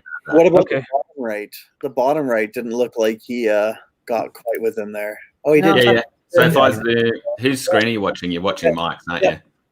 Mike, if you zoom right in, you'll see it's definitely touching. Yeah, Just the it's corner. definitely touching. I just saw that there. Yeah. Okay. Yeah. Yep. That's just Okay. But and then what were the? I didn't see the bonus points for the kill brackets. That's the same. So it's So, like you same guys, as always, yeah. 300. It's the same for that. So another +2. Looks like +2 for both of you guys. Yeah. Okay. So 2, 2, and then you got 2, and I got 3. So was it 15 to 14? Yeah, that sounds Yeah. right. Nice. Awesome. So it was a fun close on game. counter charge. So, Yeah, so that I'm was curious- exciting to Scoring watch. system. I'd love to hear because neither of you play these armies, really, right? Like this isn't like I know Jeremy doesn't play Ratkin Slaves. Matt, do you play dwarves or? I play dwarves. It's my first time with free dwarves, and I Okay. haven't typically played with that many units. Sure. I was curious to hear what like maybe some learning points or some takeaways from the list you guys had. Well, see, I don't know actually. Well, the one learning point is I played my king really badly. That I kept leaving him where he couldn't see decimator hordes when he really should have just been going in and disordering them. Yeah. If you rewatch the video, we yeah. made a few. You'll hear me going, no! Yeah, Laugh I at know. the I was king. really a couple of times I remembered, and I was torn between leaving him in range for inspiring and then putting him somewhere where he could run off. Yeah. And I didn't remember his Iron Resolve all game until the last turn when Jeremy took him off anyway. Yeah. we commented on that. But so that would probably be the big learning that I really didn't. In the end, he didn't really provide the value that he should have. So it was a bit of a waste of points. Like he may as well have just been an ASB at that point. Right. And then learning wise, I think the list actually. I think it actually played pretty well. I think it'd be a pretty viable list. I've never played a list with heavy mastiffs either. Like at most, I've only ever taken probably 4 units with mastiffs. I think it'd go reasonably well against a lot of lists, except maybe a complete Alpha Strike list would probably still just delete it. Right. Yeah. Defense think 6 of the- will probably struggle too. What did you think of the Brock Riders having shooting? Because that was one thing, Wes, we were watching. All of us were like, I don't think I've ever seen that before. No, I literally only took it because I knew Jeremy was going to play Ratkin Slaves. That's fair. And I wanted all the shooting I could get without taking a complete shooting list. I actually think they were okay.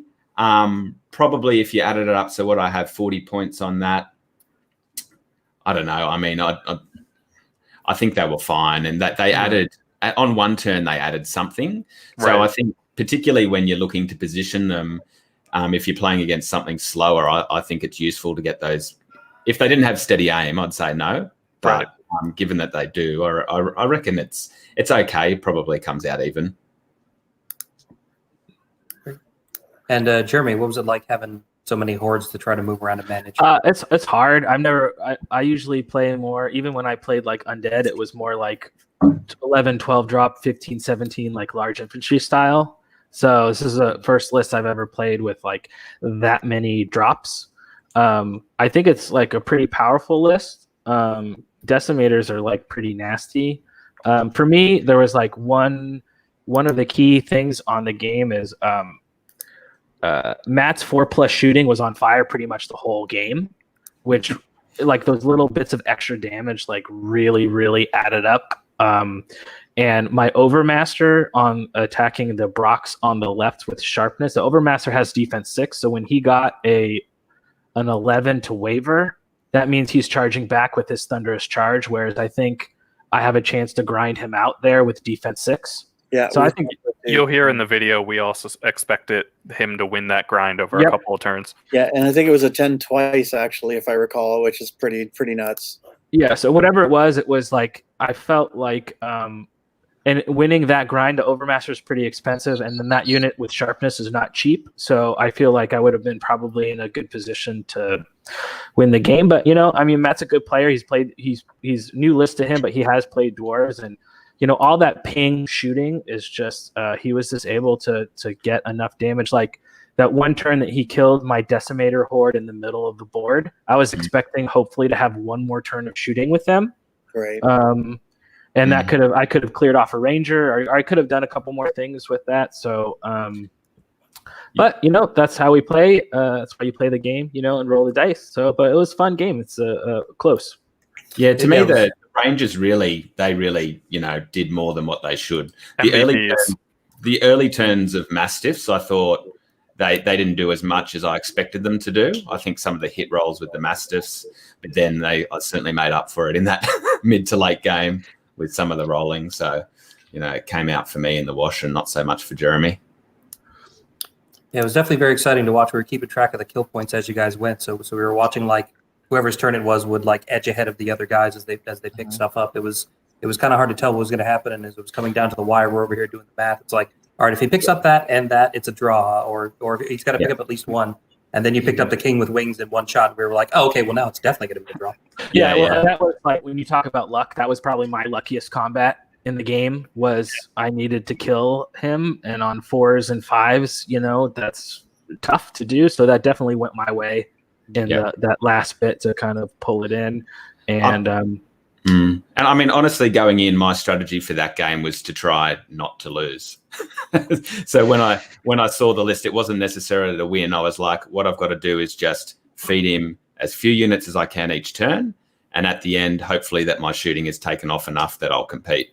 All the Brocs, it was all relying really on my Brocs taking up enough to compete, and that was the strategy from the start. It was never kind of go and smash face, because that just wouldn't work against that list. Yeah, there was a moment in turn 3 where we noticed that you didn't re-engage the wretches, which we thought was actually a really key point, is like make those decimators work hard, giving them cover shots, right?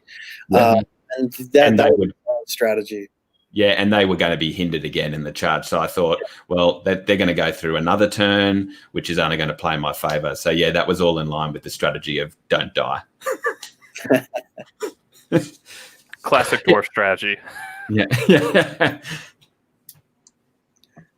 Yeah, it was a very close game. I think at one point when I was moving my berserkers up on the left, I gave him a charge with the Pathfinder Brocs, thinking that good chance they bounce, and then he would kill my other berserkers, and then my Overmaster would come in, and then I would be engaged with both those Brocs. And that turn, he killed both regiments of berserkers, and that probably was like a little bit on the aggressive side. I probably should have just kept those berserkers in the forest, just being like, charge me and but I mean, he had Pathfinder on that other one, so at that point it was like, well, I had nothing on that side to force him to not having charge. The only thing I could have done is just move the berserkers sideways onto the obstacle, because they had the Strider aura. So then if you charge me, he's still getting the minus from the Strider. So as far as like critiquing my own play, I felt like my middle and right side of the board I played very well, but the left I think was a little sloppy. Yeah, that side was interesting, because after that combat, Jeremy goes, "Oh, you shouldn't have gone through." And I was like, "Oh, I was actually confident in that one." So he's sitting there thinking I won't go through. I was sitting there thinking that I would, and then his berserkers getting into my sharpness box was a mistake for me in the first place. I just didn't look to see if they could see. I just assumed they couldn't see. And I think if Jeremy hadn't gone in then we probably would have ended up in a standoff for a bit longer on that side of the board. Yeah, which I think is to Jeremy's favor, actually, the longer the standoff actually happened. Yeah, agreed. Yeah, no, so like I said, I think I probably was a little too aggressive on that side. On some of it, when you play an army, you kind of you have an innate sense of how to stress it and where you can stress it. And that's one thing when you're playing a new army, you can look at the math and do the math in the head, but you don't have that just sort of intrinsic, like, subconscious repetition bias. Yeah, you don't have that gut feeling, right? It's the muscle memory that like a video game player gets, you don't have that. So then every time you make a decision, you actually have to go through the averages in your head when you're thinking about it, because you don't have that. So some of that, like your mental concentration capital, gets used up a little quicker, I find. But it's still cool. It's fun. It's fun to just pick up a random army and see what you can do with it. So it's a fun game.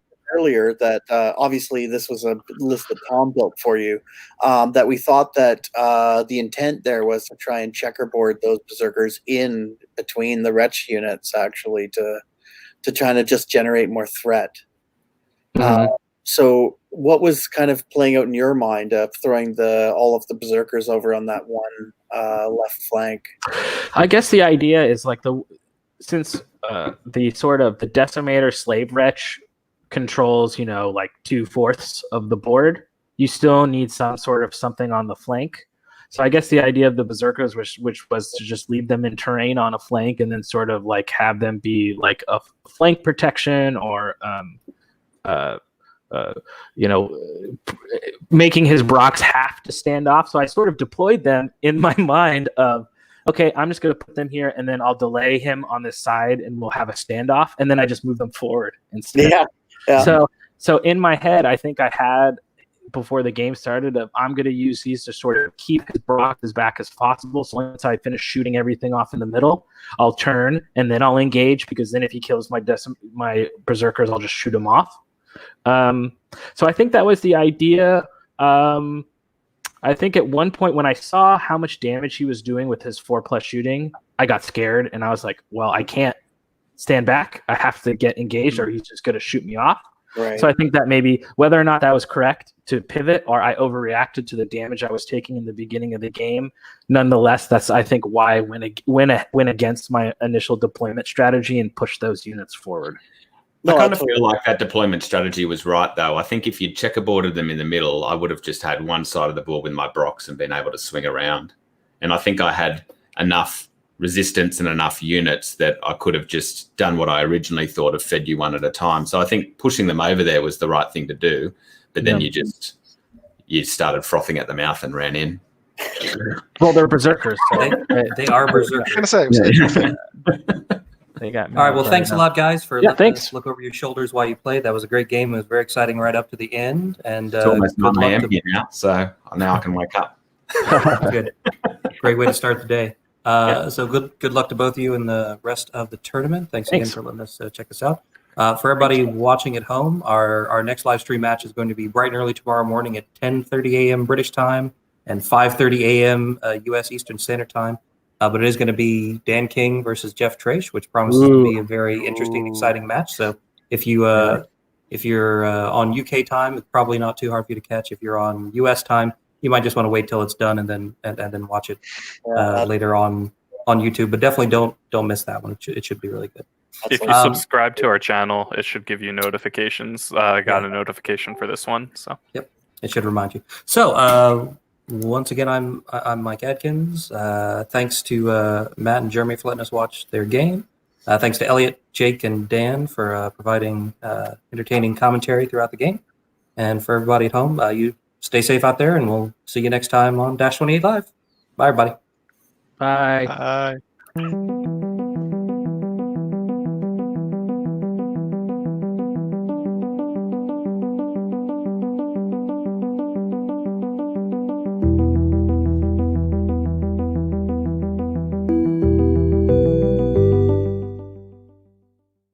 Points.